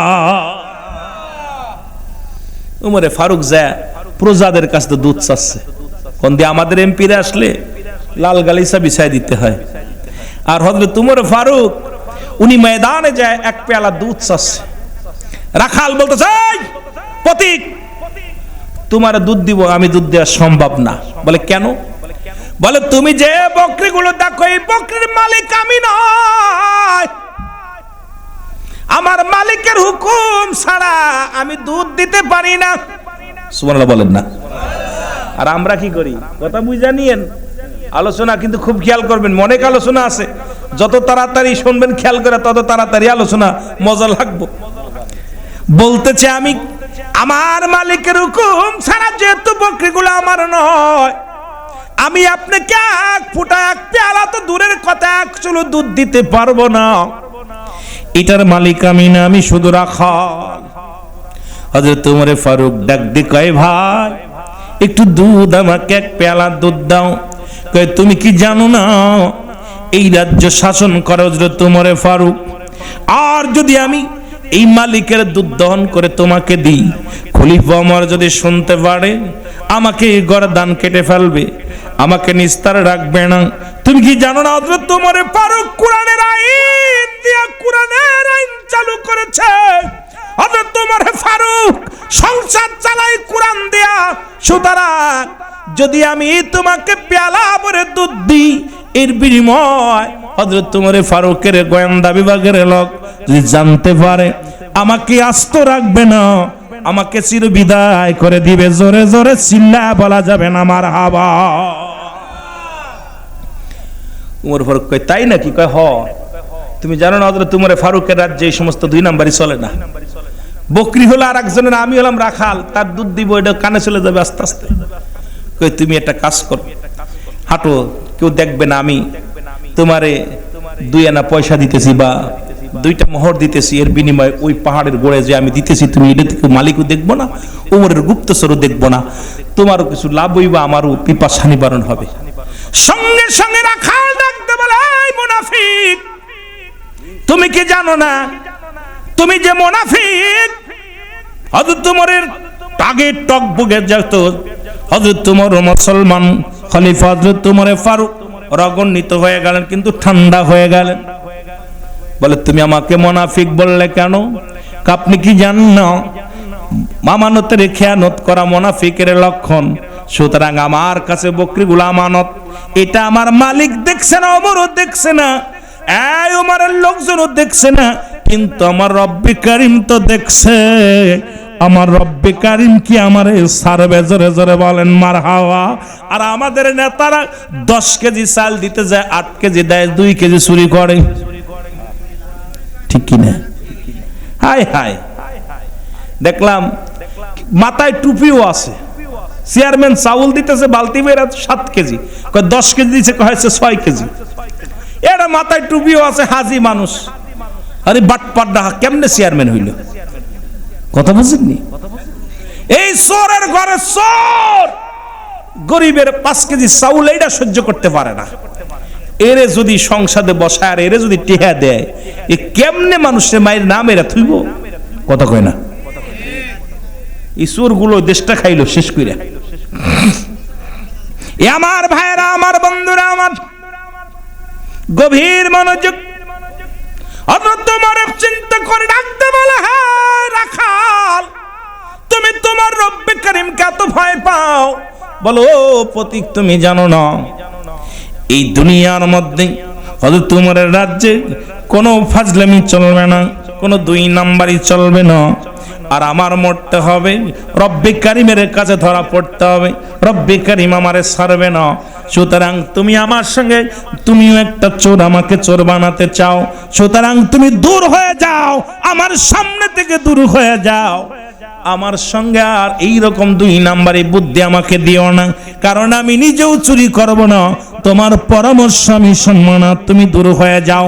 আমাকে একটু দুধ দাও, খুব অবস্থা খুব খারাপ, তৃষ্ণা মিটাইতে হবে, তাহলে আমাকে একটু দুধ দাও। এবার ডাক দে রাখাল বলে, ও প্রতীক শুনে নাও, দুধ যদি দিতে হয় এখান থেকে 30 কিলো দূরে আমার মালিকের বাড়ি, এই বকরির মালিক যিনি, তার থেকে অনুমতি নিয়ে আসেন, 1 পেয়ালা নয়, আপনাকে যতটুকু লাগে প্রাণ ভরে খাইব, আমার মালিকের হুকুম লাগবে, আমি আমানতের খেয়ানত করতে পারবো না। একটা সাধারণ রাখাল 3টা চরিত্র যার মধ্যে থাকবে, সে কোনো মুসলমান বলে পরিচয় দিতে পারে। নাম্বার 1 মিথ্যা বলা, নাম্বার 2 প্রতিশ্রুতি ভঙ্গ করা, নাম্বার 3 আমানতের খেয়ানতদারি। এই 3টা চরিত্র যার ভিতরে থাকবে সে মুসলমান হোক। মুসলমান, এই পিছে কথা বলে কে? এই 3টা চরিত্র যার মধ্যে থাকবে সে মুসলমান বলে দাবি করতে পারে না। আসেনি আপনাদের ভিতরে? নাম্বার 1 মিথ্যা বলা, নাম্বার 2 আমানতের খেয়ানতদারি, নাম্বার 3 প্রতিশ্রুতি ভঙ্গ করা। এই 3টা চরিত্র যদি থাকে আপনি মুসলমান বলে দাবি করতে পারবেন না। এটা আমাদের মৌলবীর ভিতরে অনেক আছে। দাওয়াত নিছি, সময় সুমি দেখছে আর এক জায়গায় হাদিয়া বেশি, কই যে ভাই আজ জাতি হইতেছি না, বউ মরে গেছে, ঠিক অসংখ্য। এখন তো মিথ্যার একটা কারখানা বাইর হয়েছে, মোবাইল, ঠিক কিনা? এখন ভাই কুদ্দুস ভাই, ভাইজান কত দূর? আরে ভাই আমি তো বিপদে আছি, আসতে পারতেছি না। দেখা যায় আর এক জায়গায় মাহফিলে পৌঁছে গেছি, হ্যাঁ সেটা হাত দিয়া অনেক বেশি, যে বলে ঠিক কিনা? অবস্থা খুব খারাপ, খুব অবস্থা খারাপ। সমস্ত পাপের মা হলো মিথ্যা। আর মিথ্যা বলা কি কবিরা গুনাহ? কি গুনাহ? যারা বলেন না কি গুনাহ? কবিরা গুনাহ। আল্লাহ রাস্তায় নওগার মানুষ বালা, মিথ্যা খুব কম বলে। আমার ভাইরা, আমার বন্ধুরা, আমার প্রতীক হযরত ওমর ফারুক বলতেছিলাম, সত্য বেশি গো। উনি বলতেছে, তুমি কি বলতে চাও বলো? যদি আপনার দুধ খাইতে হয়, আমি আমার মালিকের হুকুম ছাড়া 1 ফোঁটা দুধ দিব না। মালিকের বাড়ি 30 কিলো দূরে, যদি ওখান থেকে অনুমতি নিয়ে আসেন, প্রাণ ভরে আপনাকে খাওয়াইবো।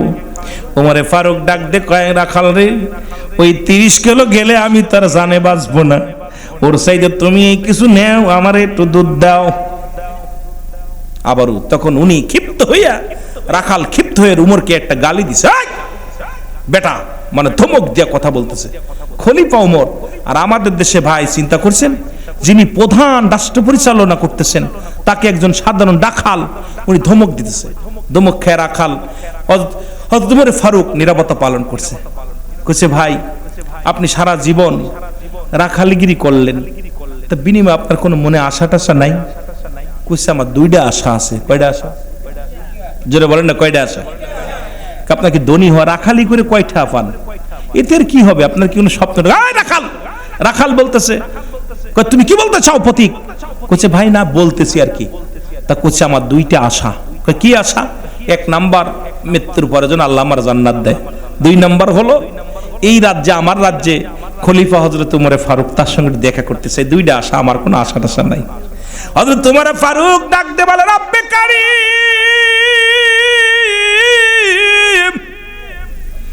তুমি এই রাখালকে তুমি জান্নাত দিয়ে দিও।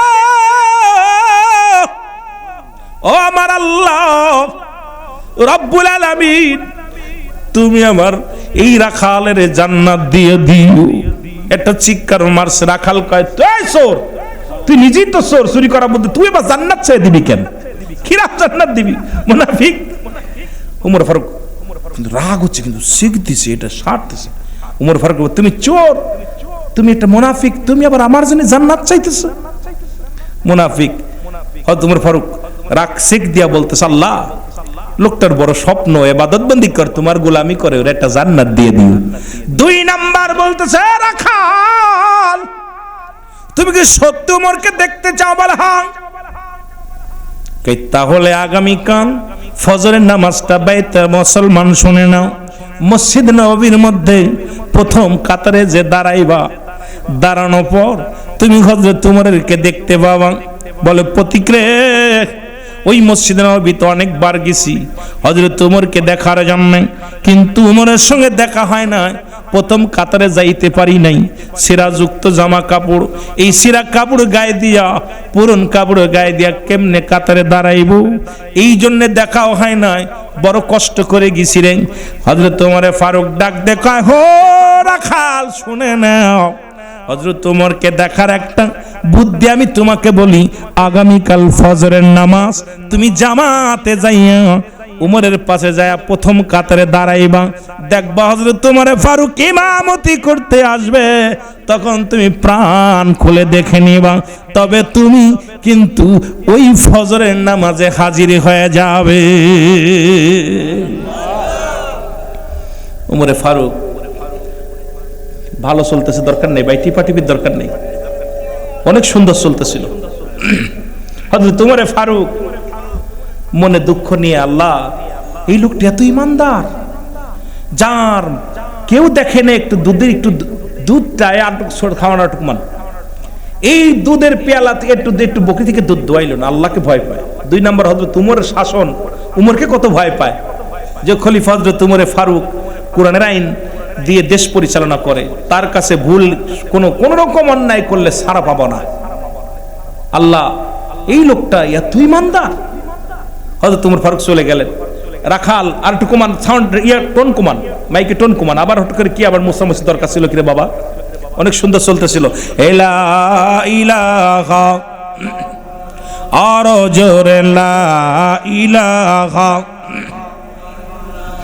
আর জোরে লা ইলাহা। তুমি কাউকে বানাইলা খলিলুল্লাহ, তুমি কাউকে বানাইলা রূহুল্লাহ। অগনুর মুহাম্মদ সাল্লাল্লাহু বলো নূর মুহাম্মদ। লা ইলাহা ইল্লাল্লাহ বলো লা ইলাহা আর জোরে লা ইলাহা। লা ইলাহা ইল্লাল্লাহু মুহাম্মাদুর রাসূলুল্লাহ সাল্লাল্লাহু আলাইহি ওয়াসাল্লাম। এবার রাখাল বাড়ি আসলেন, বাড়ি আসিয়া কেন যেন মনের ভিতরে আনসান আনসান করে, চিন্তা করেন আল্লাহ ওই পথিক এত সুন্দর সমাধান দিয়ে গেল, এত রাগ করলাম, এত মন্দ কথা বললাম, একবারও রাগ দেখালো না। ওনার মনে কোনার কি দেহ রাগ নাই? ওনার কি মন, ওনার কি দেহের মধ্যে কোনো রাগ নাই? আল্লাহ 2 নম্বর লোকটাকে দেখে যেন কেমন কেমন লাগছে। উনি কি করলেন? ইশার সালাত আদায় করলেন। ইশার সালাত আদায় করে হাঁটা শুরু করলেন। হাঁটতে হাঁটতে চলে গেলেন মসজিদ নববীর মধ্যে। যা দেখে রে, ইমাম সাহেবের সোজা সুজি একজন বসে আছে। তিনি আর কেউ নয়, তিনি হলেন হযরত উসমান গনি রাদিয়াল্লাহু তাআলা। উনি বসে আছেন। যুবক বন্ধুরা, নবীজি বলে গেছেন, নবীজি যখন নামাজ আদায় করতেন, নবীর সোজা সুজি নালিশ দিব যে উমর ফারুক আমার খোঁজ খবর নেই নাই। আল্লাহু আকবার বলেন না। উমর ফারুক থরথর করে কাঁপা শুরু করছে। খুব খেয়াল, খলিফা হযরত উমর ফারুক থরথর করে কাঁপতেছে। কাঁপা দিয়ে বুড়ি মা বলছে, বাবা তুমি কাঁপো কেন? মা গো, আপনি উমরের বিরুদ্ধে যে অভিযোগটা করলেন, আপনি কি উমরকে চেনেন? কয় না। আপনি কি উমরের কাছে কোনোদিন সাহায্য চাইছেন? বলে না। কোনোদিন গিয়েছেন? বলে না। উমর ফারুক কেন আসবে? বাবা গো, যেহেতু আমার রাজ্যে উমরের শাসন বা উমরের এই ক্ষমতার মালিক উমর, খলিফা উমর, আমি যে গরিব মানুষ, কেন সে খবর নেয় না? আমি অসহায় মহিলা, আমি আল্লাহর আদালতে মামলা করব, কিয়ামতের ময়দানে রব্বে কারিমের কাছে বিচার চাবো, হয়তো উমরকে যেন আল্লাহ মাফ না করে। খলিফা ওমর সঙ্গে সঙ্গে পকেট থেকে 40টা মোহর বারে করলেন। মোহর বাড়ি করে নেন, বুড়ি মাকে দিয়ে বলে, মা এই নাও 40টা মোহর, আর এই নাও চামড়ার একটা কাগজ। এই চামড়াটা দিলেন। মা গো, এই মোহর পেয়ে কি তুমি খুশি? বলে, বাবা খুশি হয়েছি। তাহলে এই কাগজের মধ্যে তুমি লিখে দাও, আমি কিয়ামতের ময়দানে উমরের বিরুদ্ধে কোনো অভিযোগ করব না। কয়, বাবা রে, কেন তো আমি করব না? তোমার আরো মোহর লাগলে বলো মা। ও মা, তোমার আরো 40টা মোহর যদি লাগে আমি তোমাকে দিব, তবু উমরের বিরুদ্ধে অভিযোগটা আল্লাহর দরবারে করো না। আল্লাহর আদালতে যদি তুমি মামলা দাও, তখন উমর ধরা পড়ে যাবে। খলিফা উমর আল্লাহর দরবারে কৈফিয়ত দিতে পারবে না, যেহেতু আপনার খবর নিতে পারে না, এই জন্য উমরের ব্যর্থতা। তখন উমর, হযরত উমরে ফারুক নিজের পরিচয় দেয় নাই। নিজের পরিচয় না দিয়া বলে, বুড়ি মা এই 40টা মোহর তুমি নাও। 40টা মোহর নিয়া বুড়িমা লিখে দিলেন, আমি উমরের বিরুদ্ধে কোনো অভিযোগ আল্লাহর দরবারে করব না। সঙ্গে সঙ্গে উমরে ফারুক ডাক দিয়ে কয়, বুড়িমা তুমি যার বিরুদ্ধে অভিযোগ করতে চেয়েছিলে আল্লাহর দরবারে, আমি সেই আর কেউ নয়, আমি এই স্বামীতে ছদ্মবেশী পাগল, ছদ্মবেশী পথিক, আমি হলাম খলিফা হযরত উমরে ফারুক। সঙ্গে সঙ্গে বুড়িমা কাঁপন শুরু করছে। এত বড় গালি যারে দিলাম, এত কথা যারে শোনাইলাম, যিনি রাষ্ট্রের প্রধান, যিনি দেশ পরিচালনা করেন, তিনি আর কেউ নয়, হযরত উমর আমার ঘরের মধ্যে হাজির হয়ে গেছে। খলিফা হযরত উমরে ফারুক ডাকতে বলে, মা গো, এই রাজ্যে যদি একটা প্রাণী যদি মারা যায় না খেয়ে, এই রাজ্যে যদি কোনো ব্যক্তি অসুস্থ হয়ে মারা যায়, আমি উমর রব্বে কারিমের কাছে জবাব দিতে পারবো না।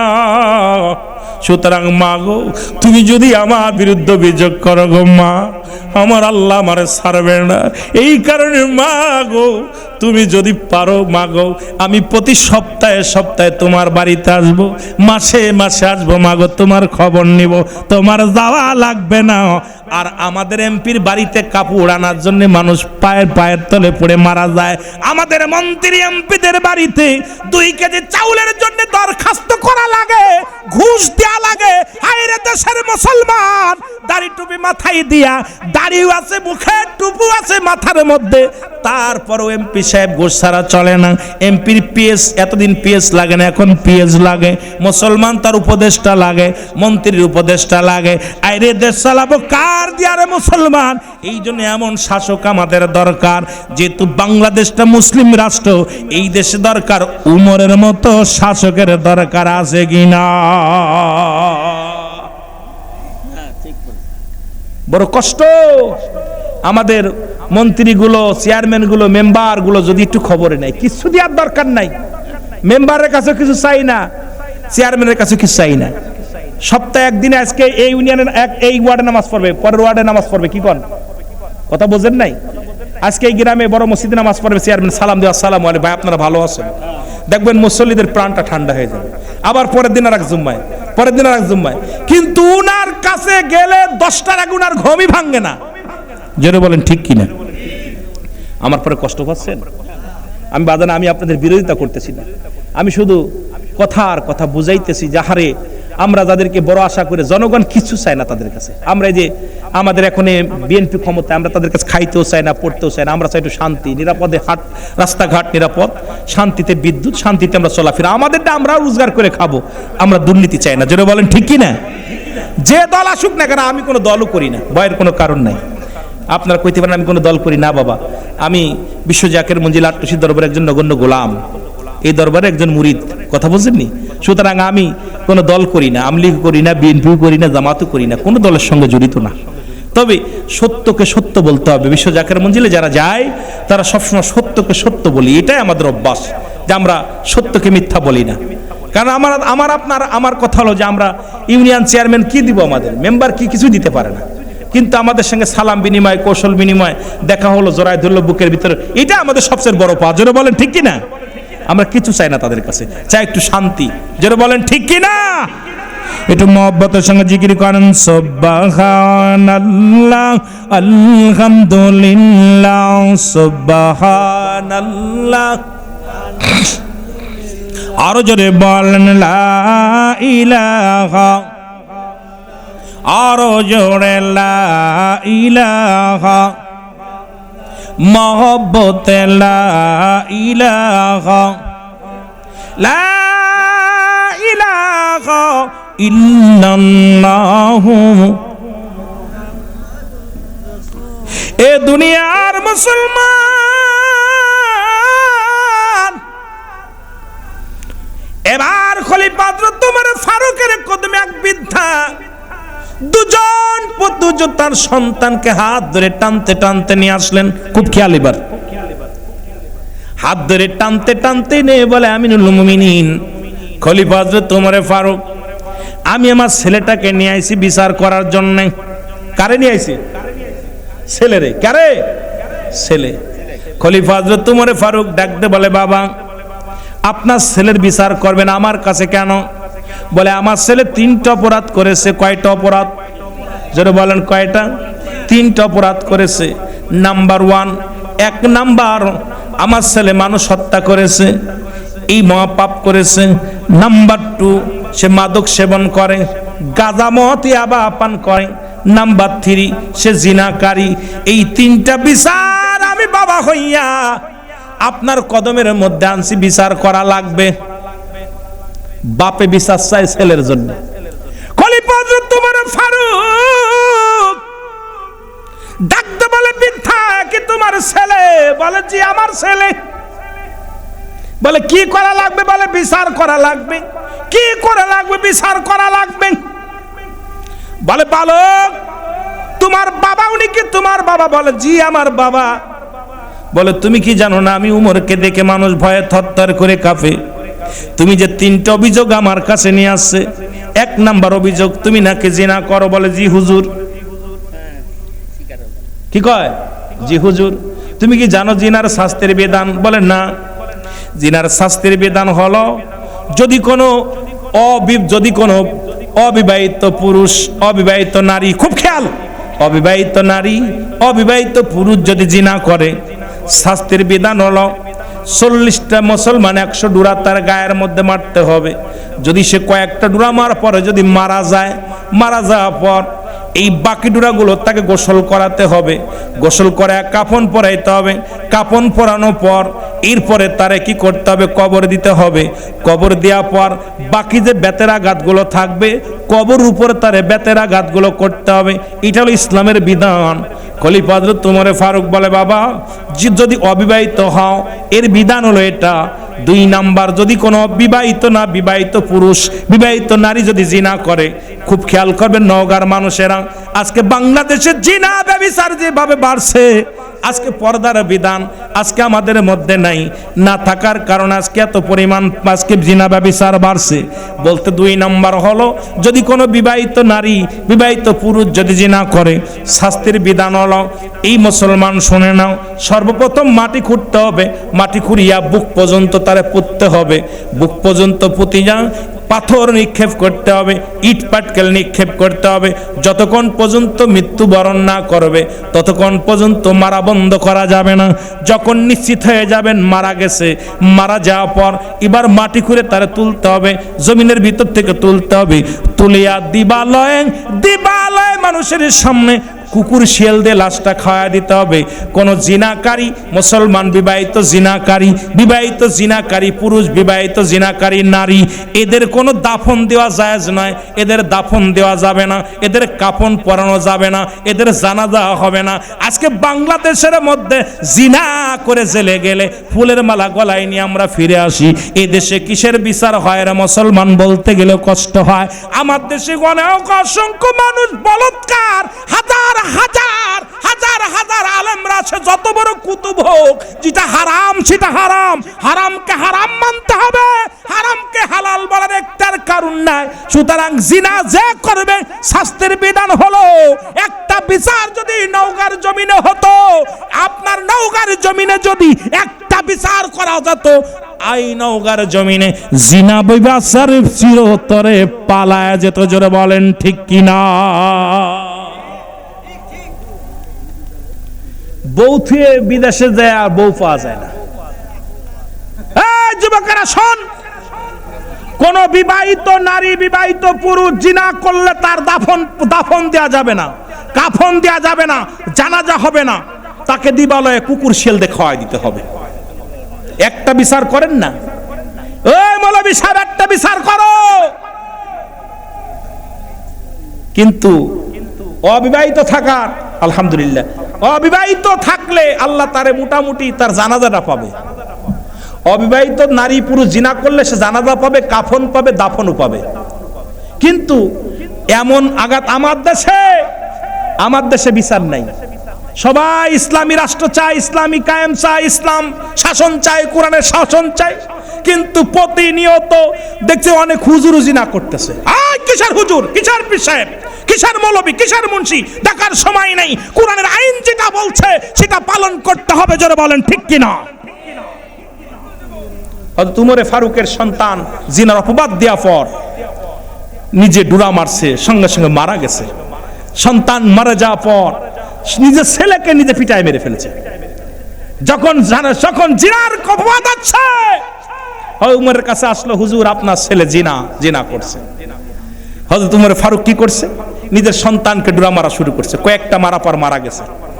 মারা যাওয়ার পর উনি কি করছে? তাকে কাফন পরাইছে, দাফন দিছে, জানাজা পর দাফন দেওয়ার পর বাকিগুলো কবর উপরে মারছে নিজের ছেলে। আর আজকে আমার দেশের ছেলে জিনা করছে, বাপে উকিলের কাছে যায়, টাকা দিয়া উকিলের কাছে, উকিল সাহেব আমার ছেলের বাঁচান।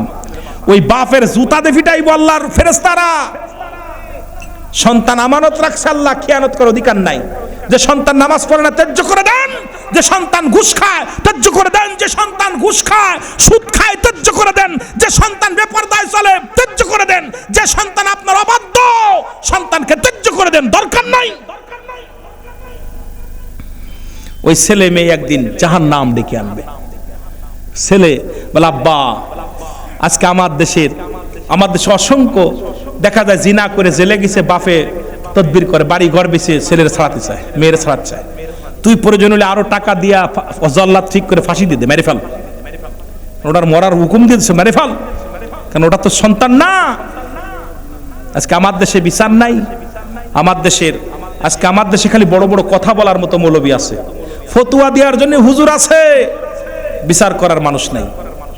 বিচার করার মানুষ যদি থাকতো এদেশে এত অন্যায় অপরাধ হতো না। জোরে বলেন ঠিক কিনা? আরো জোরে বলেন ঠিক কিনা? একটু মহব্বতের সঙ্গে জিকির করেন, লা ইলাহা মহব্বত, লা ইলাহা, আরো জোরে লা ইলাহা 11:30 বাজে। লা ইলাহা লা ইলাহা ইল্লাল্লাহ। ও যুবক শুনে নাও, আজ তোমার ফারুক ডাকতে বলে, যুবক জিনা করেছো, মৃত্যুদণ্ড তোমার। বলো হুজুর মেনে নিলাম। আপনি মৃত্যুদণ্ড দিলেন, আমি মেনে নিলাম, কারণ আমি জানতাম না, জেনে গেলাম। 2 নাম্বার অপরাধ, তুমি মাদক সেবন করো। মাদক সেবন করো? বলে জি হুজুর। বলে তুমি কি জানো না এটা হারাম? বলো হুজুর জানতাম না। বলে এটা সম্পূর্ণ হারাম। বলে হুজুর বললে এটার জন্য তুমি মৃত্যুদণ্ড। বলে মেনে নিলাম। 3 নাম্বার, তুমি কি করেছো? তুমি কি করেছো? দুনিয়ার মধ্যে মানুষ হত্যা করেছো, মহাপাপ। মানুষ হত্যা করেছো, এর জন্য তোমার মৃত্যুদণ্ড। বলে হুজুর মেনে নিলাম। 3টা বিচার মেনে নিল। নেওয়ার পর খলিফা তোমার ফারুক ডাক দে, বলে যুবক তোমার 3টা রায় হয়ে গেল, 3টা রায় তুমি মেনে নিলাম। বলে হুজুর আমি জানি আপনি ন্যায় পরায়ণ বাদশা, আপনার কাছে কোনো অন্যায় বিচার হয় না, সুতরাং আপনি যেটা করেছেন ন্যায় করেছেন। আপনার কথার উপর দিয়ে কথা বলার ক্ষমতা আমার নাই। যদিও আপনি প্রধানমন্ত্রী, যদিও আপনি রাষ্ট্রের শাসন আপনার দায়িত্বে, আর আপনি ন্যায় বিচার করেছেন, অন্যায় করেন নাই, সত্য বিচার করেছেন, আমি মাথা পেতে নিলাম। তবে আমার বিচার কার্য শুরু হওয়ার আগে আমার ছোট্ট একটা অভিযোগ আছে। আমার বিচার করার আগে আমি একটা বিচার চাই আপনার কাছে। খলিফা তোমার ফারুক রাদিয়াল্লাহু তাআলা ডাক দে, বলে যুবক রে তুমি কার বিরুদ্ধে আবার অভিযোগ করবা? বলে হুজুর আপনি আমার বিচার করবেন, মৃত্যুদণ্ড দিবেন। আমার মৃত্যুর আগে আমি আপনার কাছে ছোট্ট একটা দাবি করব, আমার বিচারের আগে আমার বাবার বিচারটা করা লাগবে। জোরে জোরে চিল্লা বলা যাবে না আল্লাহু আকবার। কথা কি বোঝেননি? হুজুর ফাঁসি দেবেন মানছি, শিরচ্ছেদ করেন মানছি, সব মানছি, কিন্তু আমার বিচারের আগে আমার আব্বার বিচারটা করা লাগবে। খলিফা তোমার ফারুক ডাকতে বলে যুবক তুমি কার বিরুদ্ধে অভিযোগ করো? তুমি তোমার বাবার বিরুদ্ধে অভিযোগ করো। উনি তোমার জন্মদাতা পিতা? বলে জি হুজুর আমার জন্মদাতা পিতা। তুমি তোমার বাবার বিরুদ্ধে অভিযোগ করো? বলে আমিনুল মুমিনিন আমি জানি আপনি ন্যায় পরায়ণ বাদশা, আমি জানি আপনি ন্যায় বিচার করবেন, এই জন্য আমি আপনার কাছে বিচারের দাবি করলাম। আপনি বিচারটা করবেন কি করবেন না আপনার ব্যাপার। 1 নাম্বার দাবি আমার কার্যকর হওয়ার আগে, আমার শাস্তি কার্যকর হওয়ার আগে আমার বাবার বিচারটা যদি হতো, সবচেয়ে আমি বেশি খুশি হতাম। সুবহানাল্লাহ বলেন। খলিফা তোমার বলে যুবক তোমার বাবার বিরুদ্ধে কি অভিযোগ বলো? বলে 1 নাম্বার অভিযোগ আমার আব্বা জানেন, 1 নাম্বার অভিযোগ সে আমাকে একটা ভালো মা দেয় নাই। আজকে নষ্ট হওয়ার মূলে আমাকে একটা ভালো মা দেয় নাই। আমার পর্দারে যারা মা আছেন, আমার মারা একটু আওয়াজ শুনবেন, কান দিয়ে আওয়াজ শুনবেন। ডাক দে বলে 1 নাম্বার অপরাধ আমার আব্বার, সে আমাকে একটা ভালো মা দেয় নাই। আমার মা যিনি গর্ভে ধারিণী মা, সেই মা হলো একজন জিনাকারী, সেই মা হলো মানুষের বেগানা পুরুষের সঙ্গে চলাফেরা করে, সেই মা বেপরদায় চলাফেরা করে। সুতরাং 1 নাম্বার অপরাধ করেছে আমার আব্বা, সে আমাকে একটা আদর্শবান মা দেয় নাই।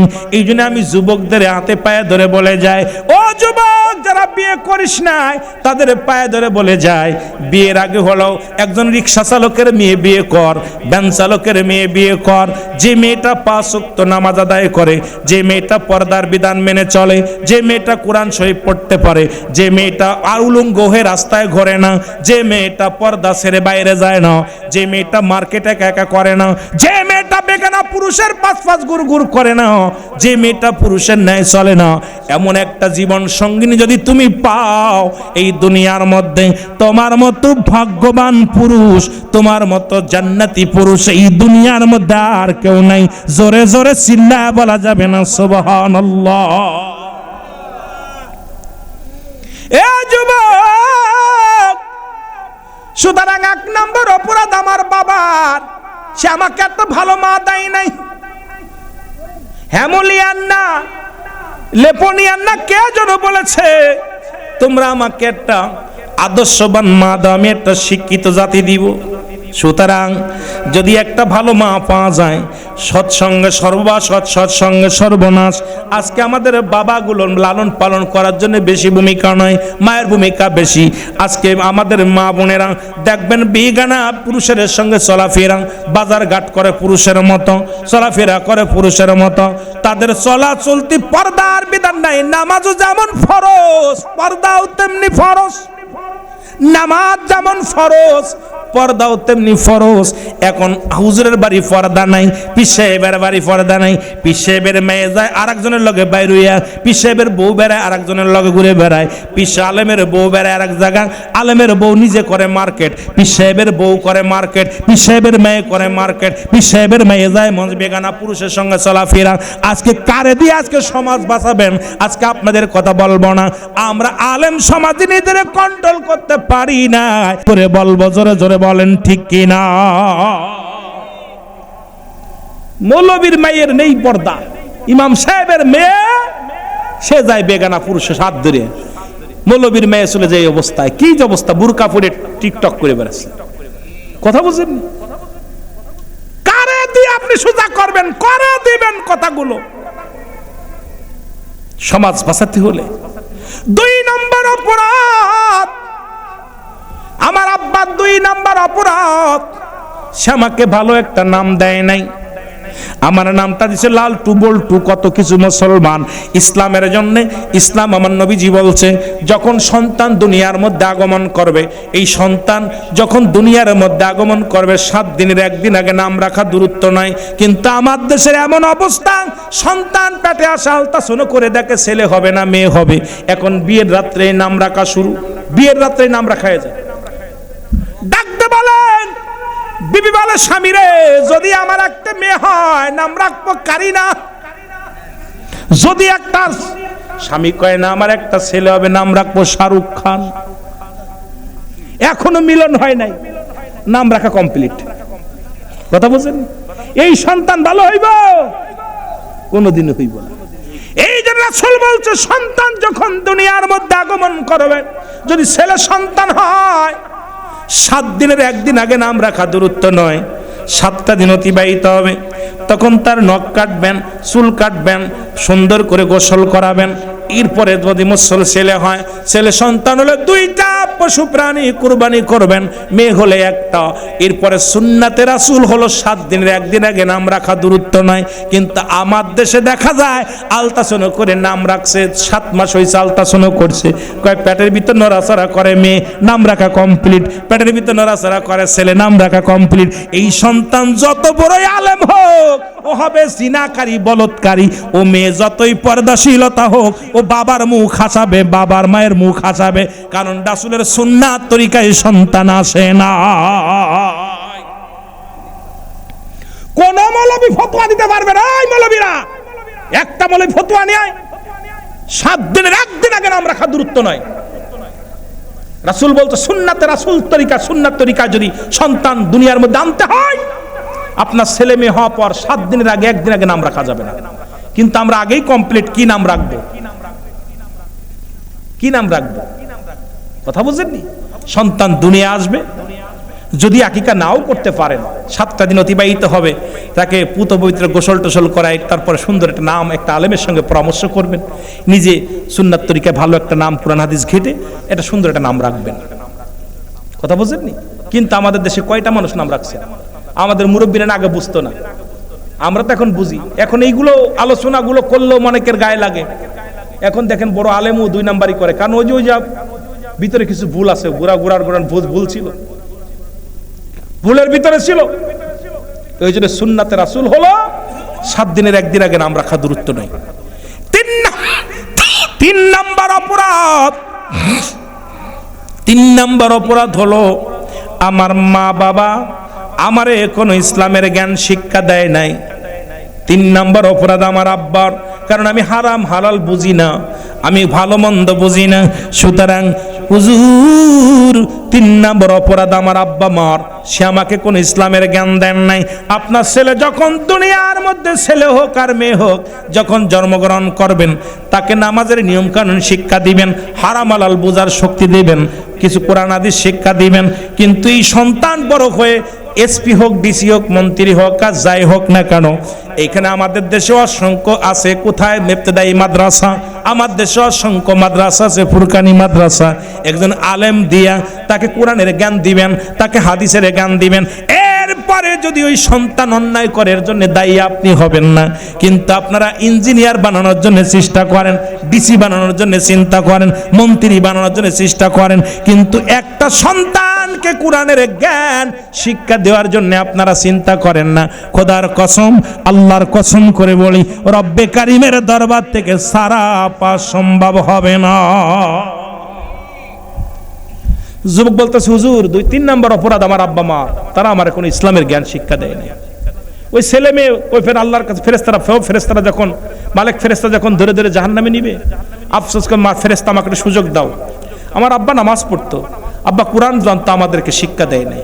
আব্বা মা আসুক, আব্বা মা যখন সামনে আসবে বুকের ভিতরে লাথি মারবে, বাপ মার বুকে লাথি মেরে সন্তান জাহান্নামে চলে যাবে।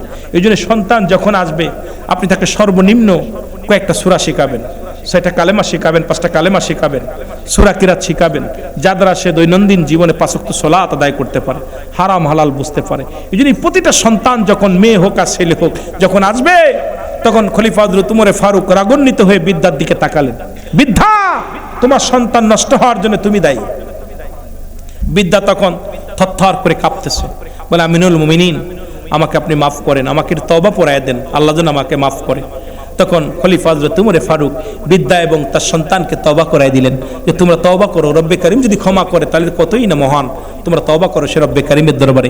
এই জন্য আমাদের যাদের সন্তানাদি এখনো যারা বিয়ে শাদী করছেন বা করেন নাই, অনুরোধ করব সন্তানাদি যখন আসে, এই যারা বিয়ে করেন নাই, 1 নাম্বার চিন্তা থাকবে আপনাদের মাথায় যে একজন ভ্যান চালক, রিক্সা চালক, যাই হোক না কেন, এই জন্য 5টা গুণের গুণান্বিত নারী বিয়ে করতে বলছে। কয়টা নারী?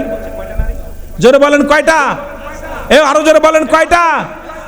1 নাম্বার গুণ হলো, 1 নাম্বার গুণ ভালো করে খেয়াল করবেন, আমানতের হিসাব, সতীত্বর আমানতদারি। 1 নাম্বার 5টার গুণের গুণান্বিত নারী বিয়ে করতে বলছে ইসলাম। তার মধ্যে 1 নাম্বার হলো সতীত্বর আমানতদারি। আমার দেশে সতীত্বর আমানতদারি কয়টা মেয়ে আছে জানি না। খালাতো ভাই, মামাতো ভাই সর্বনাশের মূল। জোরে বলেন ঠিক কিনা? খালাতো ভাইয়ের মুখ দেখা হারাম, মামাতো ভাইয়ের মুখ দেখা হারাম, চাচাতো ভাইয়ের মুখ দেখা হারাম, ফুফাতো ভাইয়ের মুখ দেখা হারাম, হারাম হারাম হারাম। কোন মৌলবী যদি হালাল বলে আমি তাকে সামনে দেখতে চাই। কোন মৌলবী আছেন? আসেন, চলে আসেন। কারণ শরিয়াতের দৃষ্টিতে খালাতো ভাই, মামাতো ভাই, চাচাতো ভাই, জেঠাতো ভাই এদের চেহারা দেখা হারাম। কিন্তু আমরা এই যে রমজান, এই যে রুহিত চলে গেল, খালাতো ভাই রাত ধরে নিয়ে চলে যাচ্ছে, মামাতো ভাই রাত ধরে চলে যাচ্ছে, ফুফাতো ভাই রাত ধরে চলে যাচ্ছে, যাদের সঙ্গে দেখা দিয়ে হারাম, দেওরের মুখ দেখা হারাম। এগুলো যদি আমরা বলি, তাহলে এখন ইসলাম যদি বলি, খালি মাজারের বিরুদ্ধে লাগেন আর খালি দরবারের বিরুদ্ধে লাগেন আর হলো পীরেদের বিরুদ্ধে লাগেন।